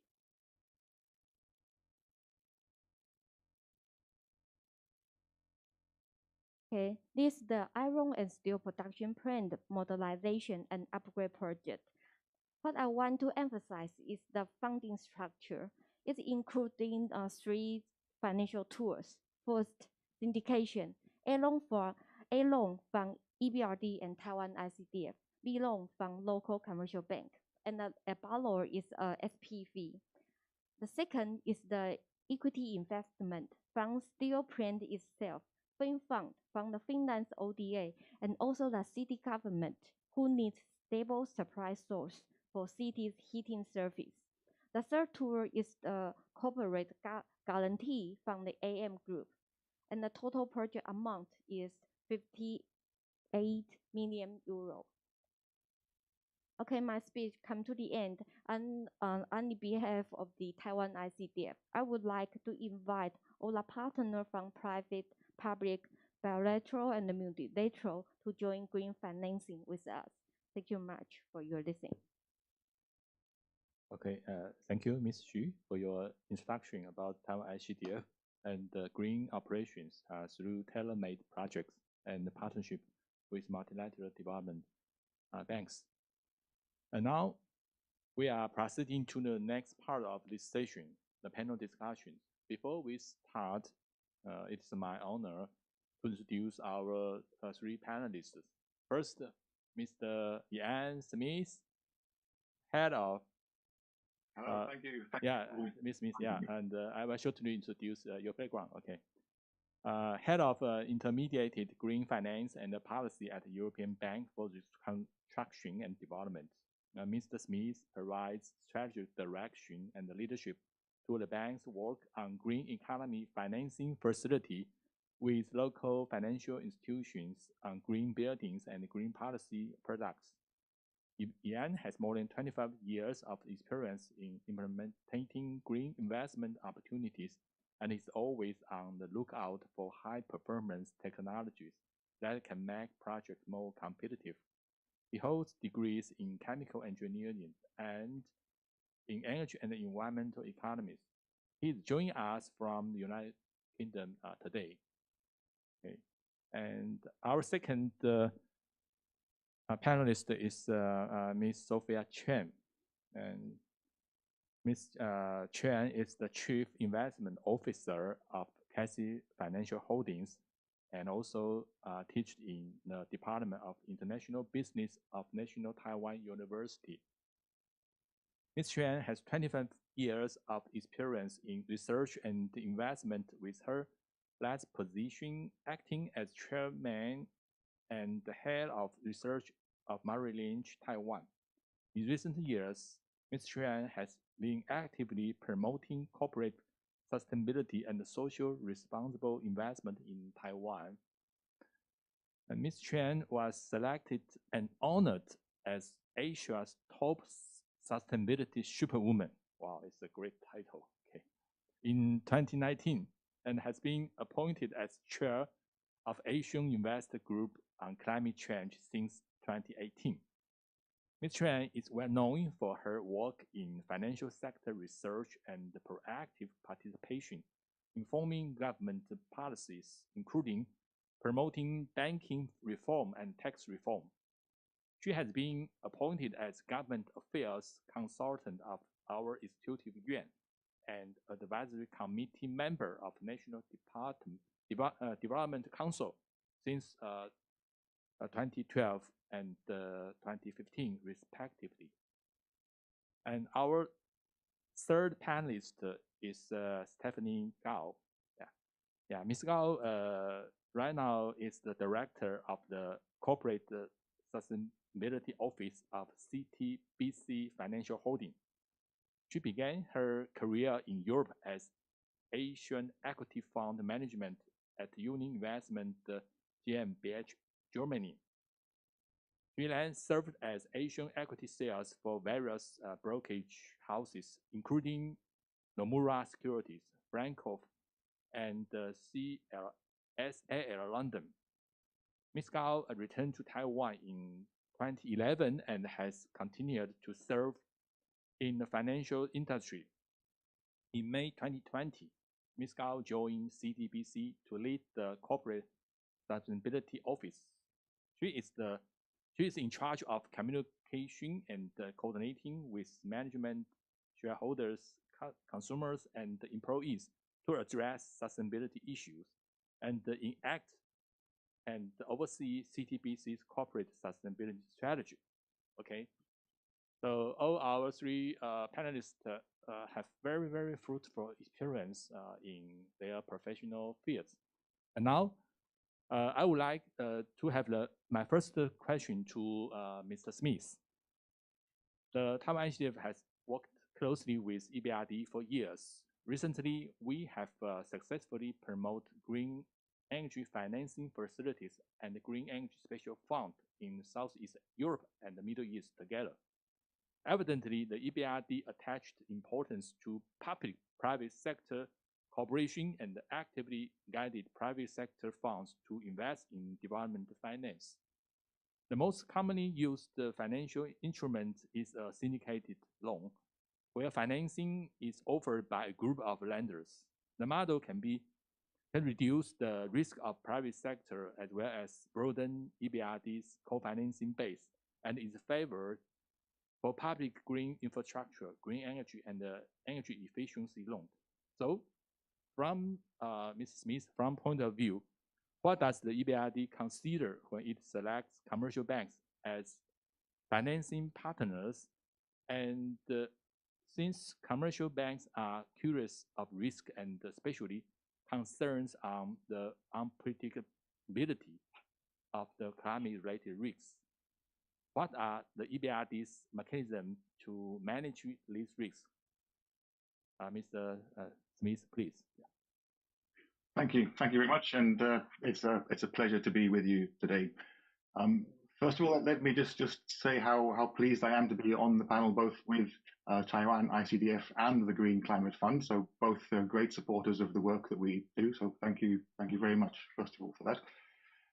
In terms of how the EBRD works, indeed, syndication is an important, a very important part of what we do, because as a development bank, we are reasonably small, and we try to make our funding really purposeful and make a difference.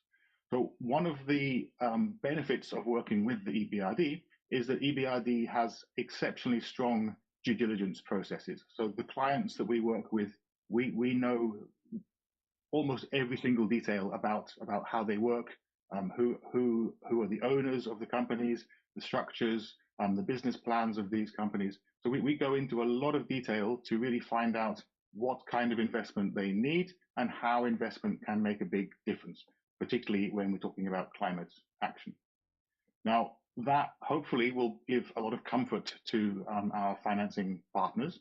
And we really do want to make sure that we can do a lot of the heavy lifting, a lot of the upfront work, because that's really our role is to make sure that we can make the other investors, our investment partners, comfortable with the investments that we have. In terms of what we look for, obviously we look for a good financing deal for the client. It needs to be something that will make the project work. So it needs to be the right terms, the right conditions, and that's very often about the duration of the loan. So sometimes these loans are perhaps longer than might normally be delivered to these types of companies. So that's usually what we look for. We also look for a good mix so that sometimes the clients that we work with can pay different parts of loans back at different times just to help them with the financing. Thank you. Okay, so your answer is short and precise. Okay, very good. Okay. Thank you. Okay, that's Miss. Now I would like to raise my question to Ms. Chen from KC Financial Holdings. Ms. Chen, could you please first share with us KC Financial Holdings strategy and some cases in guiding innovative-led technology transformation on green economy? And it is well known that KC Financial Holdings is the first Taiwanese bank that signed the equitable principles and complied with UNEP-FI principles for responsible banking. What are the key considerations KC hold to integrate lending and responsible investment? Okay, thank you. First of all, thank you for inviting me here today. It's great to learn so many meaningful projects by Green Climate Funds, Taiwan ICDF, and EBRD. It's amazing how much you guys have done for the world. For Cathay Financial Holdings, we are the largest financial group in Taiwan with total asset about $300 billion US, of which roughly 60% is in life insurance, 40% in banking. We also run the second largest P&C insurance, largest asset manager, and we have a smaller venture capital and a small broker. So we are a big financial group. We service half of the population in Taiwan. So naturally, we have a very strong self-responsibility. We think we should care about sustainability, care about ESG.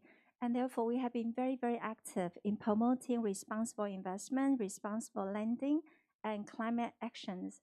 So yes, we were the first Taiwan bank who joined Equator Principle in 2015. And given the political constraint by Taiwan, we are not allowed to sign PRI, PSI, and PRB. We are one of the very early ones, self-compliance to principle responsible banking, principle for responsible investment, and principle for sustainable insurance. Without sustainability, without a good environment, stable society, there's no way corporate earnings and economic growth can last long. So it's very important. So we have clear ESG policy. We have a dedicated project finance team in Cathay United Bank. And on the bank alone, we have accumulated about $720 million US granted loan applying Equator Principle, which mainly focus on solar energy, wind power energy, and we also lend to a geothermal power plant in Southeast Asia. And as of now, the bank alone has already supported more than 2,000 solar power stations, which is more than 500 megawatts, and there are more to come. And for wind power, we have Cathay Bank alone supported more than 700 megawatt installation. We are the lead bank for the largest Asia Pacific wind power plant, so we are very proud we have done so.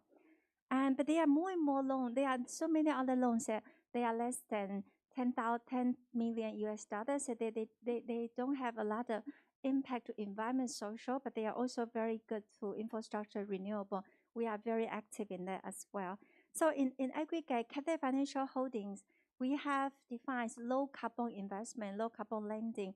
Altogether, it's already more than $5 billion US. So we are more than happy to participate in more meaningful projects if credit quality and the return are reasonable. So you mentioned about the consideration and best practice. If I can share some tiny thoughts I can think of. First one, I think you need a very clear ESG focus. We consider low carbon investment, renewable energy, infrastructure as our important ESG focus. So the whole group understand that is our focus and that's our belief. And second, we think it's important not to worry, but you should learn by doing and do by learning. And to respond to the risk you may take, you need a dedicated project finance team to handle this project. And number three, nothing compared with asset quality. Yes, return is important, but asset quality first. So through the risk assessment in Taiwan, we don't see much of a problem. But when we go to other countries within the cooperation with all these supranational organizations are great because we do have consideration on policy stability, country risk. Does a country has capital control? Is there a limitation for foreign participation? Is there a good post-lending management for asset quality monitor? And is there a protection if some bad loan occurred? So we have already worked with ADB, AIIB, JICA, and we look forward to GCF and EBRD if there are interested projects that we can collaborate. And it's so important in many of emerging markets, without your help, this foreign bank will feel a little bit struggle because you guys are more powerful than regular commercial bank. And lastly, I want to share our belief is that whenever we do a business, we do need to put society and environment in heart wherever we go. We want to look at long-term value, not short-term money, dollar return. And it's so important we go somewhere. If we do have local footprint, we operate in most of the Asian countries already. So we do think that there are more than just dollar return we focus on. We hope we can contribute. And we put a lot of effort in Southeast Asia trying to educate to help the government consider solar energy or other renewable form of energy that can help to reduce emission and reduce pollution and save the environment. So thank you. I hope we work together. We can really move Asia to a more sustainable environment. Thank you, Ms. Chen. We can see the efforts that Cassie Pacific Holdings to promote the innovative-led technology transformation to green economy. Thank you. Last but not least, I would like to know more about Ms. Gao and CTBC Financial Holding. Ms. Gao, thank you for your patience. Okay. Actually, good afternoon, everyone. Actually, thank you for inviting me here. It's such a great honor to be here to participate in this panel together with all the expert top professionals in this field. Naturally, I would like to share a few thoughts with everybody because I think climate change is actually expected to accelerate and is no longer just considered as an environmental threat because it affects all economic sectors. The pressing needs for financial institutions to take greater actions against climate change was highlighted earlier this year by the World Economic Forum's Global Risk Report 2020, whose top 5 global risks in terms of likelihood were all environmental. And this is the first time in the report's 15 years of history. Long aware of the impact of climate change, CTBC has demonstrated its commitment to green policy, green future.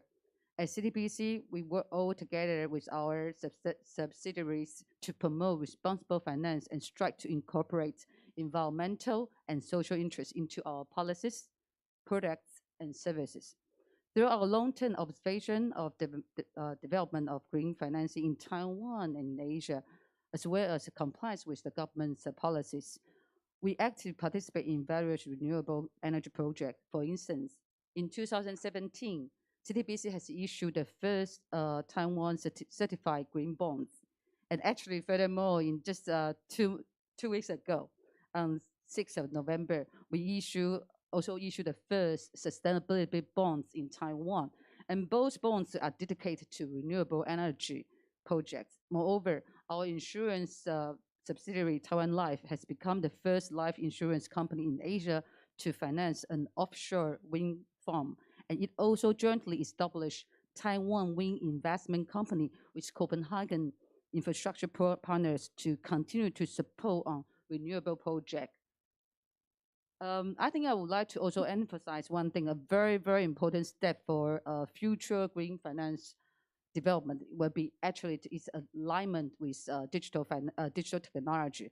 How we can use digital technology such as big data, blockchain, Internet of Things, and artificial intelligence to certify, label, or evaluate technology and products that contribute to carbon emission reduction.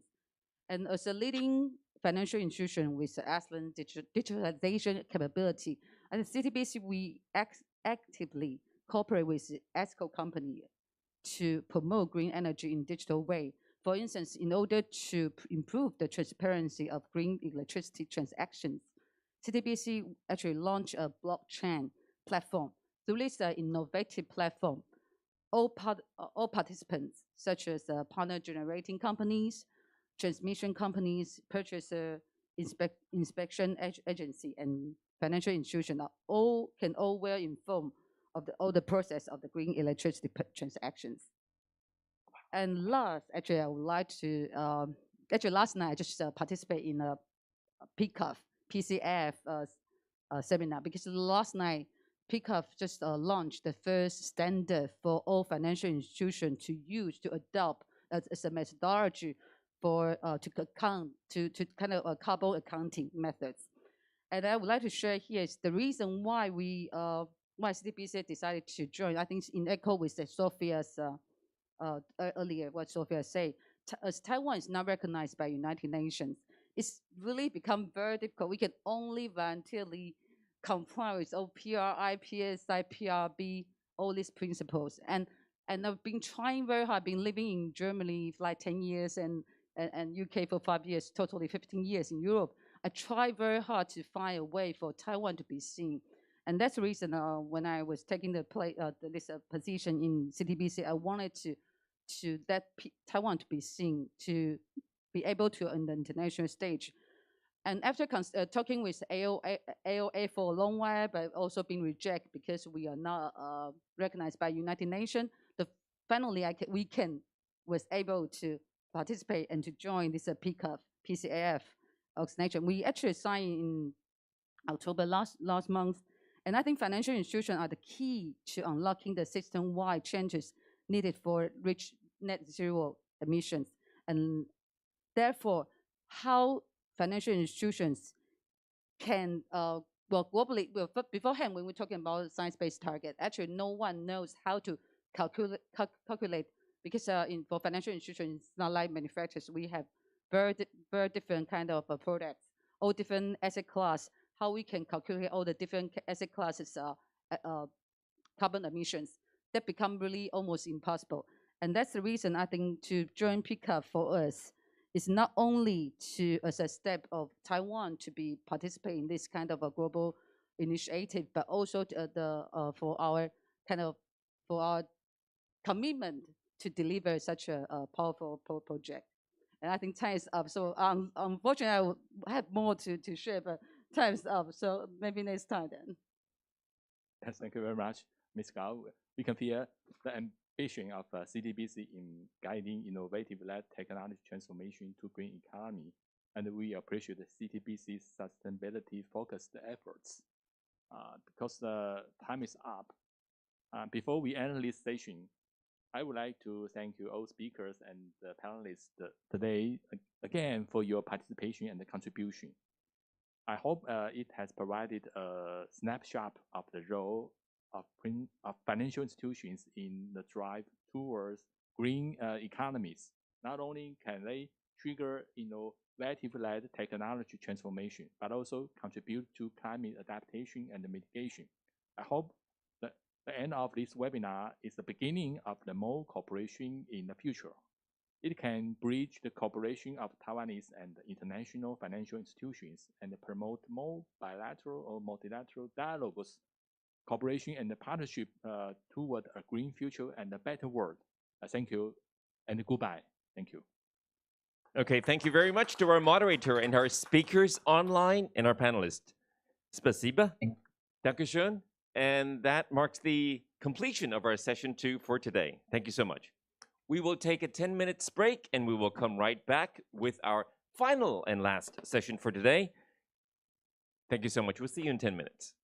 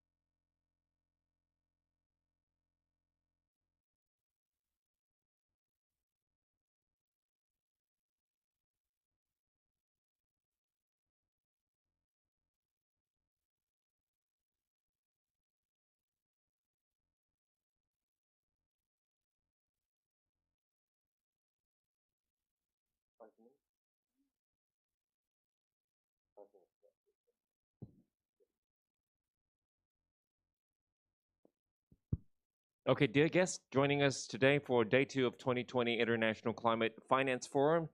We are going to start our next session, topic 6, in about 5 minutes. Okay?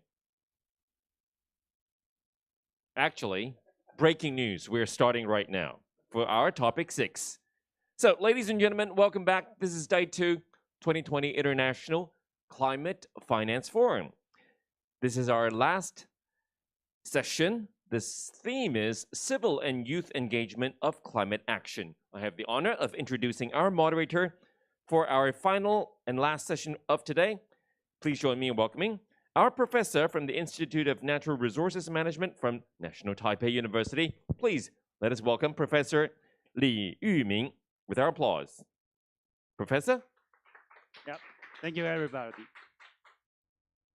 No matter on-site or through the internet, it's my pleasure to be the moderator of this session tonight, not today, tonight. In this session, we will have 3 speeches and 4 panelists will join the discussions. So let me introduce first the 3 speakers. The first one will be online. Her name is Pauline Wang, and currently is the Science Research Associate at the Institute for Climate Protection, Energy, and Mobility. In short, is IKEM. And the second speakers will be Vlad Kam, and he is currently the Youth Advisor on Climate Change for the UN Secretary General.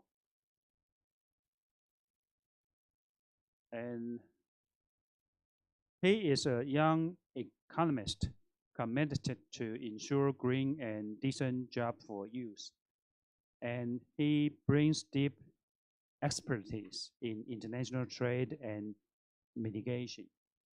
And the third speaker will be a very young and pretty girl, Regina Zhang Rui, sorry, Zhang Ruiqing in Chinese. And currently she is the climate campaign team leader of the Taiwan Youth Climate Coalition, TWYCC. So this will be the 3 speakers of this session. And we will have 4 panelists to join the discussion. The first one is Marie Clay Graf. She is Yangon focal point at UNFCCC and co-founder Sustainability Week International from Yangon. And the second panelist is Liana Yamin. She is currently the PhD student at National Taiwan Ocean University, but she is originally from Malaysia. And the third panelist, again, is a very young, pretty girl. Her name is Lin Yunji Lin. The title of her affiliation is Leader of International Cooperation, and currently she is based on Kobe in Japan. And the fourth panelist is just host another session for this forum. His name is Cam Zhao Gongyue. Currently, he is the Executive Director, International Climate Development Institute. So let's welcome the 3 speakers and the 4 panelists. And it's time to hand the microphone to the first speaker. The first speaker will be online. Her name is Pauline Horn. So let's welcome the first speaker. And are you online? Yes. Okay, Hi. so your time. All right. Well, thank you, Professor Lee and TRI and Rose for inviting me to speak at this forum. And since we only have 10 minutes, I will dive straight in. So in the past few sessions and during these 2 days, there has been a lot of focus on policies and financing climate change. And it was also mentioned throughout the forum and also from the start that public engagement has, started to get noticed, and also by the government, which I'm happy to hear. And since I'm based in Berlin, Germany, I'll briefly talk about what's been going on here. So within climate change, a big part of the topic is energy transition. And as Germany has started their energy transition a few decades ago, and can be said that they're at the forefront of this topic. However, even after 3 or 4 decades of its transition, they're still facing some major challenges, and one of which is more technical and the other more social. And on the social side is the public acceptance of its own energy transition. And as you can see from the previous image, that they are coal workers, coal mine workers who are on the street on strike because of the energy transitioning from coal to renewable would mean that they would lose their jobs. So not only the just transition, but how do we actually help these people, and to solve these problems is to also to have citizens to be on board and be involved in the process. And because this to combat climate change and energy transition, we not only need the government, we also need the private sector, as our previous fellow speakers have mentioned, and of course also the citizen. Without all 3 parts, it's not going to happen. And but so here's the problem: how do we actually get individuals and everyday people involved? I mean, like, we got to admit, we've been marketing climate change and the energy transition very, very badly so far, if I might say. People associate it with the topic with negative feelings, or things that they have to sacrifice their own happiness or convenience to help combat climate change. So how do we get people involved when this is how they associate their feelings with these subjects? Well, first, I guess we need to work on our communication. And how do we do that, right? I guess a good rule of thumb to go by would be we make this topic sexy. And what does that even mean, to make energy transition and climate change sexy? It means that we make it fun, we make it interesting, and we make it look good for people to be part of this process. And we make it easy to take part in it. We make it accessible to people. And we talk about money, because otherwise you're not going to get people or businesses who don't care about sustainability on board. Some of quick examples that I can give you just to have an idea of what I'm talking about. So there are so many reports and studies that are being published and done out there by researchers and think tanks like Ecom, and by world organizations like the IPCC. But who is actually reading them? I mean, not even us, the researchers, are reading every page of these reports. So instead of boring, thick reports, how about an infographic coloring book that tells you stories of climate change and simplified narratives and information and fun fact data that you can use as a conversation starter when you're at a bar with your friend?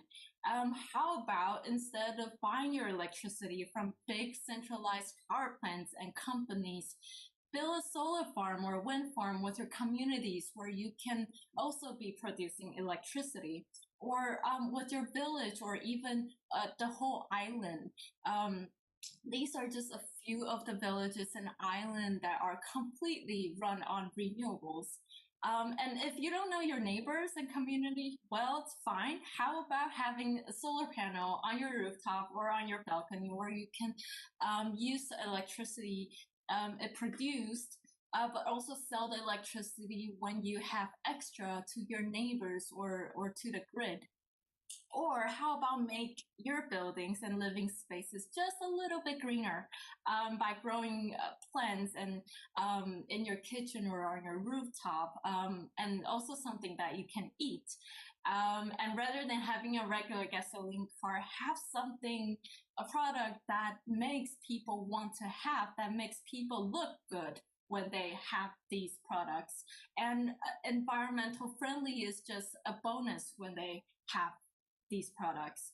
How about instead of, having regular scooters, get an electric scooter that reduces the pollutions in the cities, and you also spend less on maintenance of your scooter. Or better yet, share electric scooter system, where not everyone has to own everything, right? In this really crowded space, of cities. And instead of gas station, of course, why not invest in e-charging infrastructures with your communities if you don't have a charging point in your building? And instead of leaving your money in the banks that invest in high carbon footprint assets and gives you just 1% of interest on your money, how about instead invest in crowdfunding projects that gives you back at 6%, right? So, and of course, these are some of the bottom-up approaches and social innovation models that are out there that you can be part of or anyone can be part of. If not, there's plenty of opportunities that you can create your own, because many of these models that we've seen so far are from the bottom ups, are from people coming together and doing something about climate change or the energy transition. And I believe that, these should be the marketing that climate change and, the energy transition industry should be putting out there. And this is what we should be having. And of course, if there are any policymakers here, what helps from the policy side would be to include citizen participation policies. For example, you can make it mandatory that big power plants have a specific amount of shares that are owned or invested by citizens. Or you make it possible to create energy co-op easily and trade electricity with your neighbors, with your communities, and make it easy for people to do it, rather than having citizens jump through hoops and going through different offices and paperwork just to connect their solar panels to the grid. So let's make climate change and the energy transition sexy, from the government, from the private sector, and from us, from you, the people. I look forward to more interesting and more sexy projects and regulation that helps to promote a much better marketing for climate change and the energy transition. And I am very happy to see and look forward to what my fellow speakers and panelists are working on, because the youth are an especially strong force and injection in transforming the current status. So thank you, and I look forward to our discussion. Thank you, Pauline, for the sexy presentation. And thank you. Yeah, very, very sexy. And the second speech will be delivered by Vlad Tam. So let's welcome Vlad. His base is in Sweden, but he is originally from Moldova. Moldova. Yeah. So your time. Actually, the platform is yours, not the floor, the platform. Well, maybe in a better time there will be a floor as well. Let's keep our fingers crossed for 2021. Dear colleagues, distinguished moderator, first of all, I would like to begin with great thanks to the organizers of this event, the Taiwanese Research Institute, for this amazing opportunity to speak at the 2020 International Climate Finance Forum. What was always striking me is that the role of youth in climate action is in fact rarely discussed in the context of climate finance. And this is relatively weird, considering that the recovery of the organism of our nature is in fact very dependent on a proper function of the blood circulation system of the economy. Hence, I am often taking upon myself the role to provide this bridge between the youth and finance for a common cause. Both, from my perspective, need each other more often than not, hence the title of the presentation, From Estrangement to Enhancement. Because the former need the resources, which in case of developed countries are often available for cheap from the latter, and the latter needs the former as consumers and investors to keep functioning. The next slide, please. As we speak, in fact, we are in the middle of a massive intergenerational wealth transfer from baby boomers to the millennials, to the later cohort of which I belong as well. According to the data from the Business Insider, in the 30 years when the baby boomers retire, pass away, and bequeath their wealth, a whopping $68 trillion in all kinds of assets is changing hands. And naturally, we should carefully investigate the logic and circumstances under which those investments were made, as they were accumulated in a period that can be described as an ever deregulated, financialized, and more nature hostile capitalism, whose slogan was, if we quote Milton Friedman, that the business of business was business. But our generation cannot continue following the same model. And youth should and must demonstrate maximum agency in steering this mammoth of resources away from destructive activities. Because even as economic orthodoxy used to tell us that this diversion of resources will lead to suboptimal outcomes, this is in fact untrue, because environmentally unstable outcomes actually hurt the interests of shareholders and our bottom lines as well. It may be hard to estimate how much of this $68 trillion is in assets that are liquid enough to be quickly employed for climate action, or how much are invested in stranded assets like shares and bonds of the oil cement companies and the like, or the coastal real estate in vulnerable areas. But if we as a generation don't perform an audit of that and don't redirect resources to the technologies that bring prosperity for people, planet, and our pockets, the rate of conversion of climate science into climate action will be disappointing due to the lack of funds. And this change is harder to achieve than we may think. And let me give you just one example on that. You might have heard a lot about the green bonds throughout the latest years. And they have their introduction and functioning has done a lot of good, but they are still just a drop in the ocean of global finance. According to the latest estimation of the International Renewable Energy Agency, they still account for a meager 1% of the current global bond market. The next slide, please. Of course, it is easier said than done. So one can and should, in fact, naturally ask, how do we do that? From my experience and perspective, I can say that the surest route is to begin, in fact, with the educational system. There is a lot of encouragement in announcements from more and more countries that are establishing and expanding their school climate change curriculum. However, I cannot but notice that it is focused only or mostly just on climate science per se.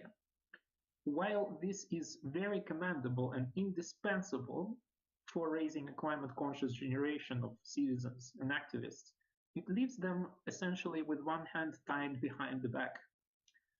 Students deserve no less to know that climate science will in fact remain the matter of books and papers if it's not transformed into policy.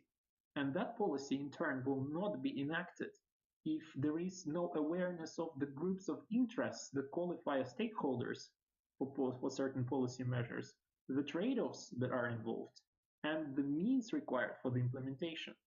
And this is where curricula in basic social science and economics should also step up and meaningfully complement the climate science curricula.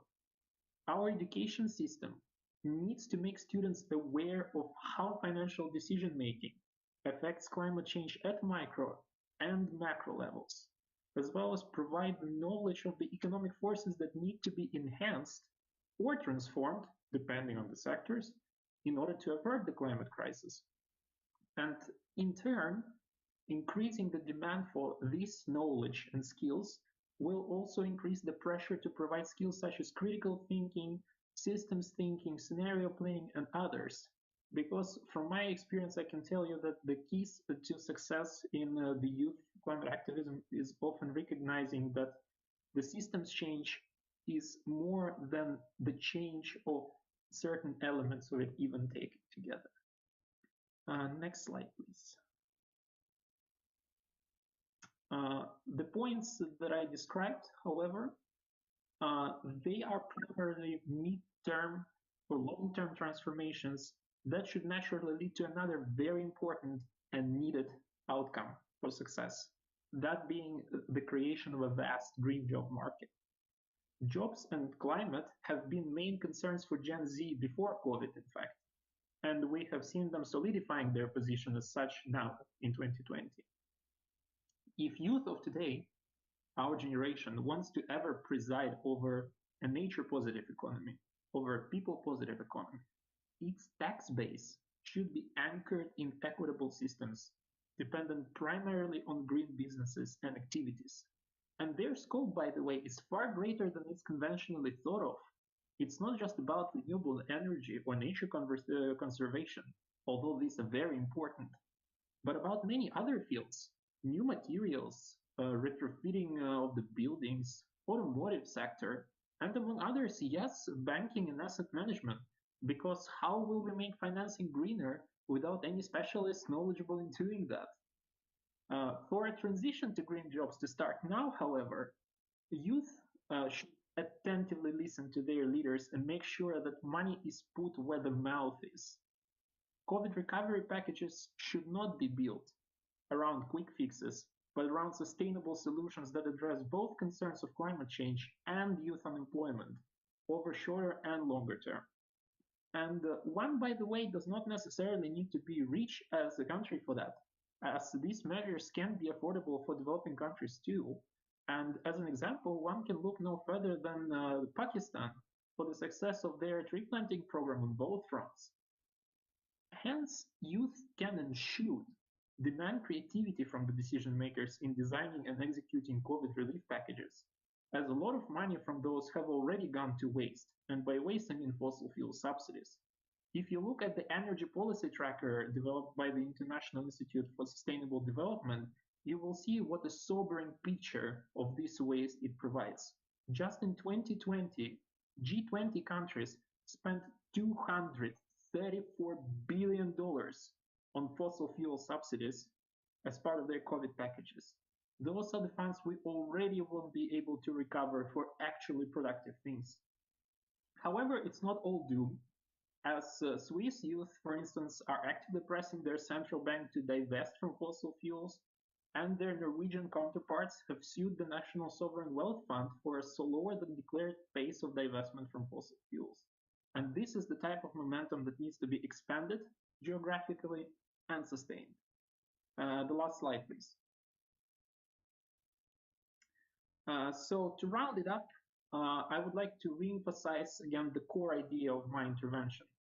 That of youth activism and finance must move from estrangement from each other to enhancement of mutually beneficial environmental objectives. For this to happen, we require a young public educated about financial aspects of decision-making for climate, able to leverage this knowledge as consumers and investors, and willing to hold those in power accountable for misallocation of public funds to perpetuate the dirty industries of the past. Thank you so much for the opportunity to provide this intervention, and I'm looking forward to the further discussion. Thank you, Vlad. His presentation just introduced the second topic of wealth transition. Actually, at the end, he introduced the use green finance instead of use climate finance. So that is a very, very green presentation. And the third speaker of this session will be Regina Zhang Rui-Qing. She will introduce the very important organization, Taiwan Youth Climate Coalition. So let's welcome her. She is on site. Hello, everyone. I'm Regina, and I'm the team leader for climate campaign in TWIC. So today I'm just going to briefly introduce our organization and what we're doing now. Okay, so in 2009, there are 9 students from Taiwan. They participated in COP15. And during the conference, they found out that teenagers around the world, they act and voice out for climate change. But in Taiwan, that 7 students or youth, they engage in climate change movement. So when they went back to Taiwan, they founded Taiwan Youth Climate Coalition. So we want to pass some information we gathered around the world and pass these informations to Taiwanese youth and empower youth engagement. And now we have 60 members, and we are all volunteers. So that is very special, like in Taiwan's NGO. And some of us are students, and some of our members have started working. And most of our members are in executive team, and we have 4 sectors like climate campaign, public relations, international cooperation, and social media. This is our core value. We tackle with climate change. We believe in youth power. We hold the non-profit nature, and we take actions of climate empowerment.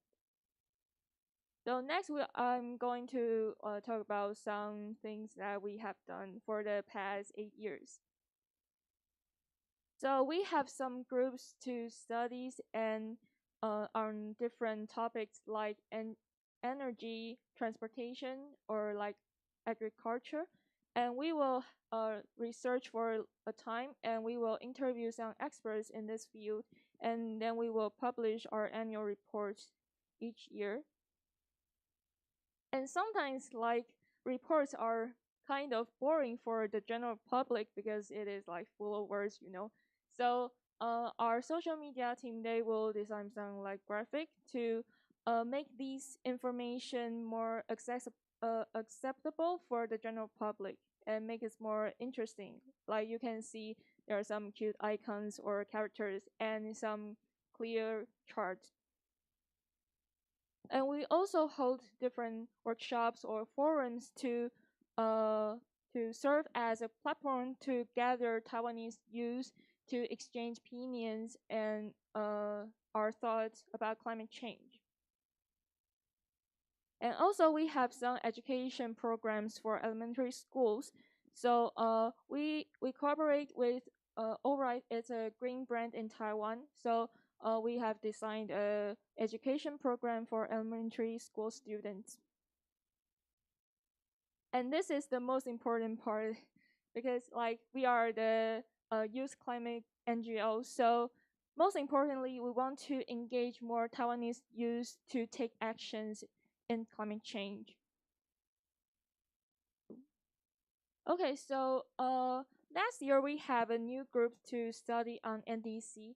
It's a like report that need to each party in Paris Agreement, they need to submit this report to talk about their climate ambition and their climate policies and goals.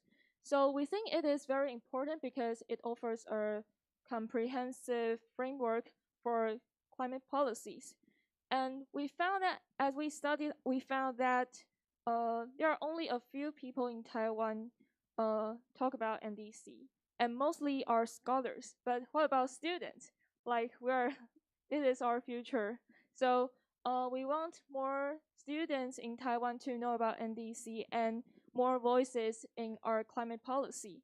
So we invited some student clubs in Taiwan to submit their climate action as youth climate determined contributions, like it's a youth version of NDC. And in the beginning, everything went well because we contact 13 clubs in National Taiwan University, and 7 of them just are very willing to cooperate with us. But as we contact more clubs and more schools, they don't reply to us, so we just suspend this project. But we are frustrated, but we didn't stop. In fact, we saw another chance to work on. So this summer we know that the government in Taiwan and some NGOs, they are working on the amendment of our Greenhouse Gas Reduction and Management Act. So we want to involve more students to engage in this movement. So we hold a training event on this topic, and especially for eco clubs, because we think that they are the people who are most likely to interested in this topic. And in fact, we found that the previous project we worked has some effects, because it helps us to they are very willing to engage in this training event because we have contact with them in the previous project. And this also helped us on the following event we held on September 27th this year. It's the Climate March, and as a part of the global climate strike, the Fridays for Future. So it was a raining day, but they'll still have over 1,000 participants in this march. So we are really excited, and to see that there are still many people in Taiwan, and especially many young people joining us on that day. So we are really excited. And as our organization started from COPE, so we actually have some partnership with youth from other countries. So this was the meeting I joined this year. So we heard that CYJ, they also have studies on NDC, and they are very interested in the plastic waste issues in Taiwan, because the Taiwanese bubble tea trend has spread to Japan. So we just hold some meetings to discuss on these 2 issues, to exchange opinions from other countries' youth. So what is our next action? So recently we are cooperate with the Citibank, and we will hold some workshops or LCOI, and we will launch a petition for based on our white paper. That's just our opinion of our Taiwan's climate policy. So if you are interested in this event, you can follow on our Facebook page and our website. We will update our latest information about these events. So to conclude my speech, I want to emphasize the importance of youth empowerment. We take actions, but sometimes it might fail, or sometimes it will success. We don't know. But I think it is important for us to take actions, because that's the future that we need to care. And I hope you can join us and just take your action. So thank you for your listening. Thank you, Regina. One very quick question.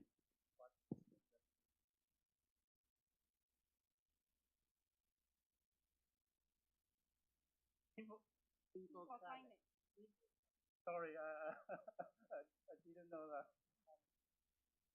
Oh, sorry. Yeah, it's a very interesting gesture. So this is C. Okay, thank you, and thank you for for the introduction of the trick. So currently, I can pronounce that is trick, right? Okay, and Regina's presentation introduced another very important action is empowerment. So from engagement to enhancement and later to empowerment. So the youth climate determinant contribution can be expected. Very thank to the very thanks to the three speakers. And let's move on to the panel discussion, and we will have two panelists from the internet and two on site. So shall we just one by one, right? Okay. So Marie Clay Graff, will you address some or comment? Marie? Brilliant. Thank you so much. Yes, yes, yes. I couldn't unmute myself, but now I'm unmuted. Thank you so much for the organization of the event. I think this is a very absolutely crucial topic, especially right now when we are in this Build Back Better phase where a lot of money is being invested, and we have to make sure that it's, of course, in line with the Paris Agreement and in line with the demands of young people. So thank you so much for convening this conference despite the pandemic and all the difficult circumstances. And also thank you so much for the panelists before who have been sharing their knowledge with us.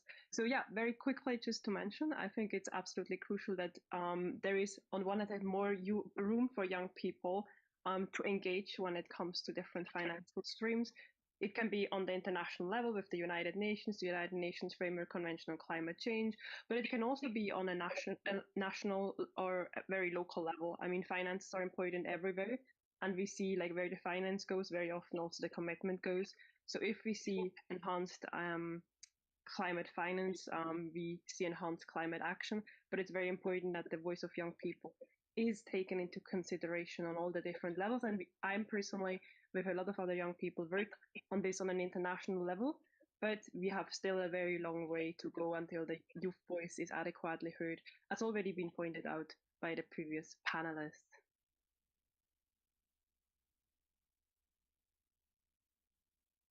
Any more? Okay. Okay, thank you. And I would like to call another panelist to join the discussion. Her name is Liana Yami. So it's your turn. Hello. Okay. Thank you once again, organizers, for inviting me to be part of the panelists. Humbled to be invited. So once again, I appreciate all the speakers, what they've been saying. I'd like to touch more on like the civil engagement part, like from what Paulina have been saying, from the social innovation and communication part. So yes, I absolutely agree that we have to be very sexy in communicating stuff. I mean, climate change, what I mean. So from what I could say is that framing climate change is very essential, especially so that audience can resonate from what we're trying to say. Because like from what have been said in the mass media and so on, it often says about guilt kind of thing, you know. So when we have guilt-based messages, so it is not very useful in catalyzing climate action. So I believe that we, especially as youth, should communicate to them more to understanding and avoiding any jargons in that sense. And of course, we should more focus on the current situation rather than bombarding the risk and uncertainties of the futures. So yeah. Thank you. And Yunzi, will you address some? Yes. Yeah. Yes. She is I- from Kobe, right? Yes. Okay, your time. I'm Yoon Lin. Thank you so much for organizing this very important conference to launch dialogue on climate finance, especially as we move away from into recovery measures from COVID-19. And thank you so much for having me here today. So I would like to just start off by saying that young people are truly the biggest stakeholders in climate change. We have the right to a sustainable and secure future. Right now, we're at this really critical juncture where, especially as we're implementing recovery measures from the pandemic, decisions by governments and major banks on energy policies and climate finance will decide whether we prevent the climate crisis from becoming irreversible. So, in my experience, young people are often perceived as lacking in expertise and little more than tokens to symbolize action when in reality none is being taken. But the fact is that we're changing this view. All across the world, young people have been leading the ambition on climate change. So, for example, I'll briefly describe a campaign earlier this year by several groups I'm part of: Fridays for Future Japan, 350.org, Climate Youth Japan, called Say No Mizuho, that's related to climate finance. So mega banks in Japan like Mizuho, Mitsubishi, and Mitsui Sumitomo have financed foreign coal-fired power projects for years. So in April, they were deciding whether to finance the Vung-On 2 coal-fired power project in Vietnam. So together, youth groups united, we decided to go on the streets, stand in front of the Mizuho banks to demand them to stop investing in coal power plants. We launched petitions to get signatures from across the country, and we had representatives join in their annual shareholder meetings to represent our views. So on April 15th, Mizuho Financial Group announced that they would stop financing new coal power projects and end all loans for coal by 2050. Obviously, this is a very vague goal. After all, they still have a lot of money poured into existing banks. But this just really shows how young people and civil groups can take this kind of bottom-up approach to climate action and increase ambition on all levels. So like Regina mentioned about how Tweak is empowering young people, groups like the one I'm part of, Climate Youth Japan, has been taking similar action. So we've been trying to limit plastic waste caused by boba drinks. We go directly to schools to educate students. And we tried to, and just last month, we launched a virtual conference to empower young people on how to take action in their communities. This is being mirrored by everywhere across the world. For example, just today, student climate activists in the UK have launched a mock COP26, a virtual one, with that is filling the void by COP26, and they want to culminate in a high-level statement to world leaders, as well as rules that governments can implement into their laws. So it's clear right now that adequate action is not being taken to counter the worst effects of climate change. And we young people, we need a seat at the table where the decisions about our futures are being made. Thank you. Thank you, Yunzi. And the Director John, would you like to address some? Thank you. Okay. Thank you very much, Dr. Lee, and it's my great pleasure to participate in this session, and I always happy to work with young talent. Actually, for Tweak, we are very close, and for the current chairman and also the former chairman and founder are all members of ICDI. And also for Liana, she just been our internship for this summer, and we had very great time. So actually, I would like to encourage our young talents for some think about some further futures. Because now you are young, but when you think long term, you are taking care about the long term future and the damage or the crisis under the climate change. And what you can do is actually for the topic today is civil and youth engagement. And when we think about the civil society, we have 9 constituencies under UNFCCC. Not only the young girl, we also have business, trade, environment, indigenous, local government, and women and local government. And we have 9 different constituencies.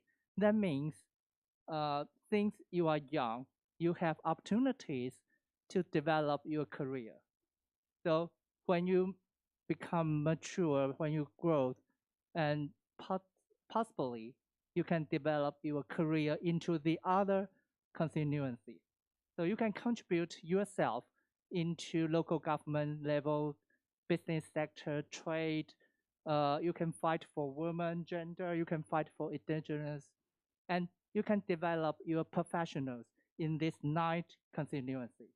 If you are like Liana is a PhD student, so she is developing her professionals in research. You can possibly to join Ringo. Okay, so it's very important that now you are young, but you have opportunities, you have capacities to develop yourself for long term.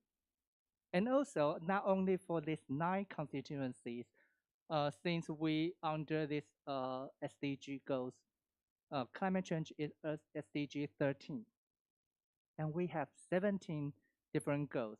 So you can have different goals to fight for. For instance, you can from SDG 13 to fight for SDG 1, the vulnerable group, the most poor people, the poverty issues in the globe. And you can fight for the second goal for SDG 2, food security, agriculture, and the other. Or under this COVID-19, you have, I don't know which departments you're from, for Regina, what you study? I study foreign languages and literatures. Okay. Wow. So possibly, since you are professional, you can fight for any interested topic under these 17 different goals. Okay, if you are from medical school, you can fight for from climate change to number 3, the health issues. Okay, so I would like to encourage our young talents. Actually, now you are young, but you have long term, you have many years since from now to fight for climate change. So you are not only to participate in marching or initiative. You can do something, you can provide a solution. But in that sense, you have to grow your professionals. And for that, you need capacity building. So not only think about that, doing that. Climate action is not only action for government, it's also action for you. And action for you is not only participate for the Friday March.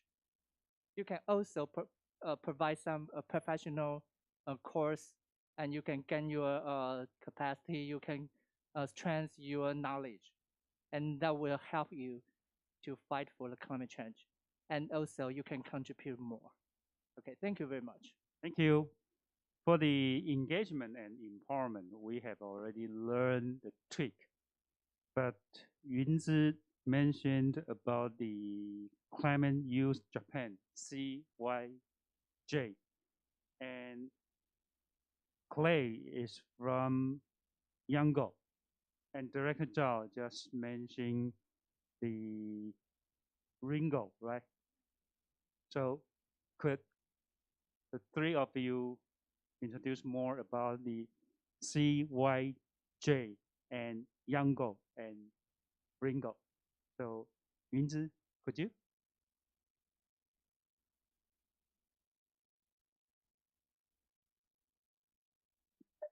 Oops. Yeah.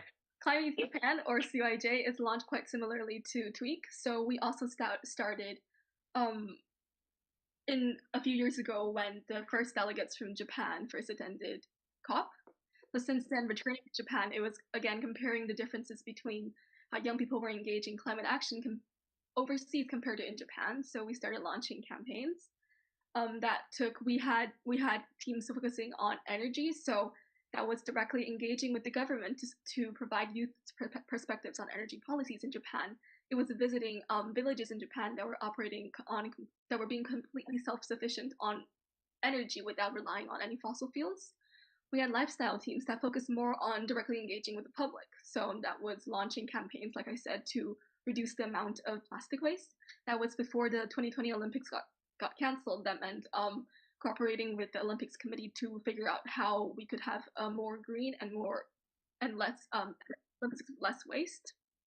And so we've also cooperated with the climate network all across Japan. So that was together we would, for example, in June this year, we met with members from the Ministry of Environment to once again re-emphasize youth's demands for climate change. So this is a very frustrating progress. Like I said, very often young people are often just seen as symbols for politicians to say, oh yeah, we're engaging youth in climate policies without actually carrying out direct action. So this is, of course, still an ongoing fight. And I hope that answers your question about what climate CYJ's activities. Thank you. Thank you. And how about Claire? Could you introduce Yes. more about Yango? Yeah, so thank you so much. So at the UN, only governments have the possibility to take decisions. Nevertheless, already when it was set up back in the 1992, they realized that they can't do it alone. And that's why they established the so-called major group, or in the UNFCCC, they're called constituencies. And we have 9 of them, and Ringo is one, and Yango is one, and there are also others like Bingo and Ingo. And in Yango, we are focusing solely on young people. So all young people around the world below the age of 35 can join, and so yeah, basically it's possibility for everyone to join.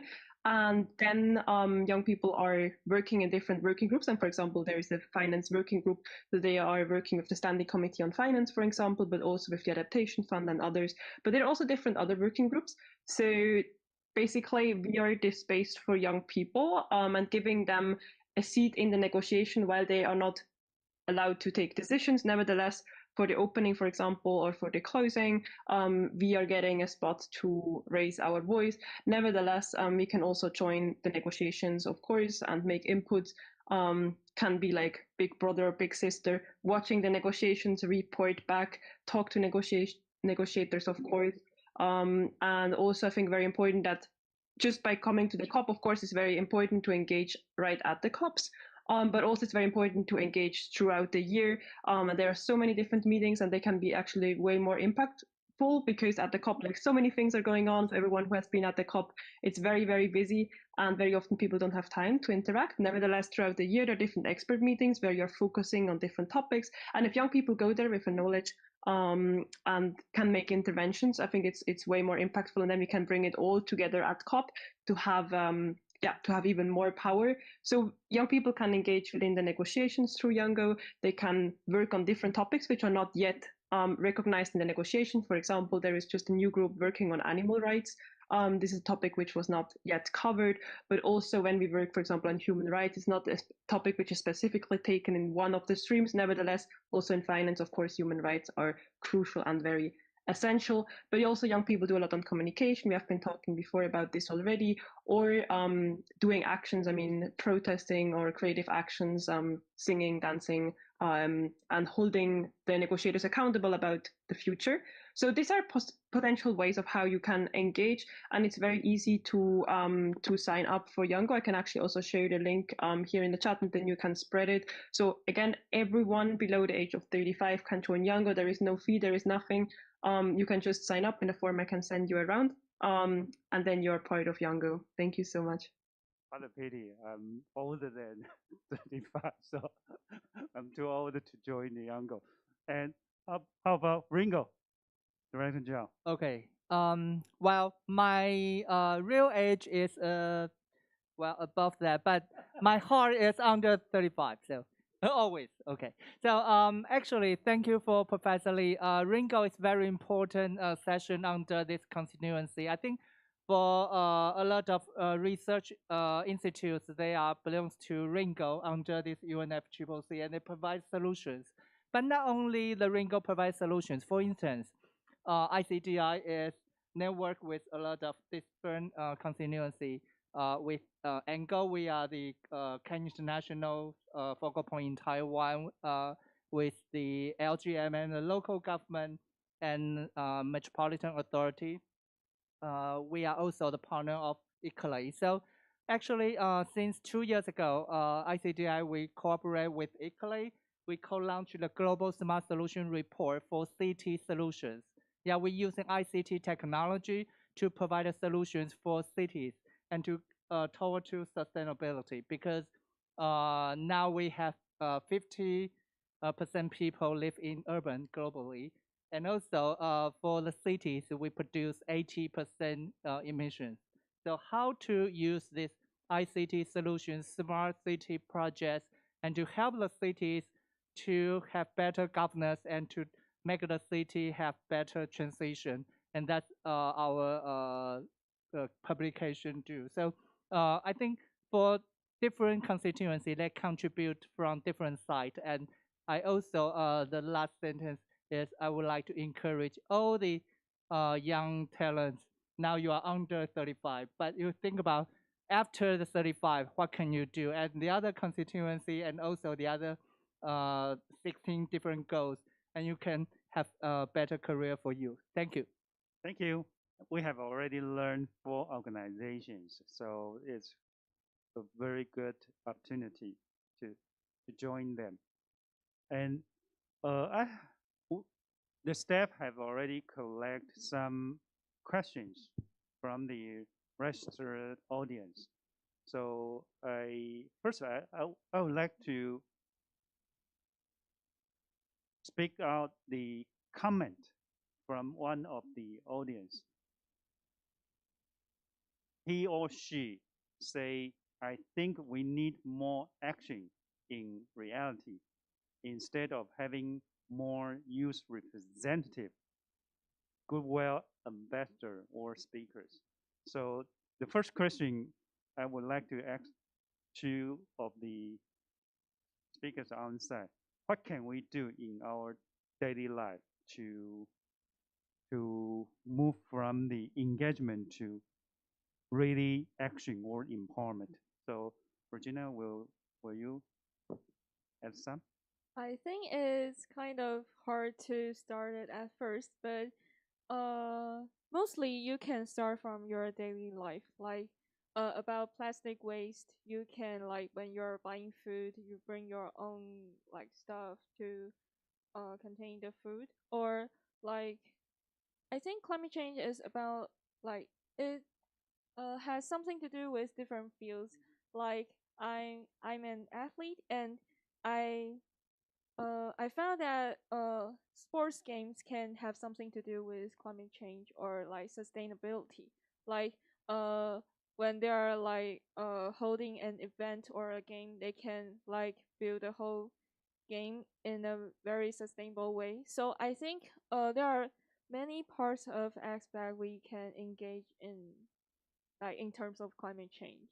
Yeah. So just start it in your life. Yeah. So how about the climate march? Uh, What did you do on that event? I'm responsible for mobilization team. So, as I have mentioned in my speech, that we have hold some events or like form some partnerships with some student clubs. So that really helps when we holding the climate march. So we contact them and ask them to like join us or help us to like make more people to join our climate march. So it really helps. Yeah. And the other one can still join Yango. Both of us are not, we do not have the opportunity. So how about the daily action, daily life? Okay. I think it is essential to note what Mr. Kam already said, that everyone can contribute in different kind of fields. No matter what you're doing, you can either do in grassroots or even like me myself, I am in policy making aspect. So it doesn't matter where you are. So I hope you can find your own passion and start doing the climate action from there. So it doesn't matter where you are. I think it's very important to understand it.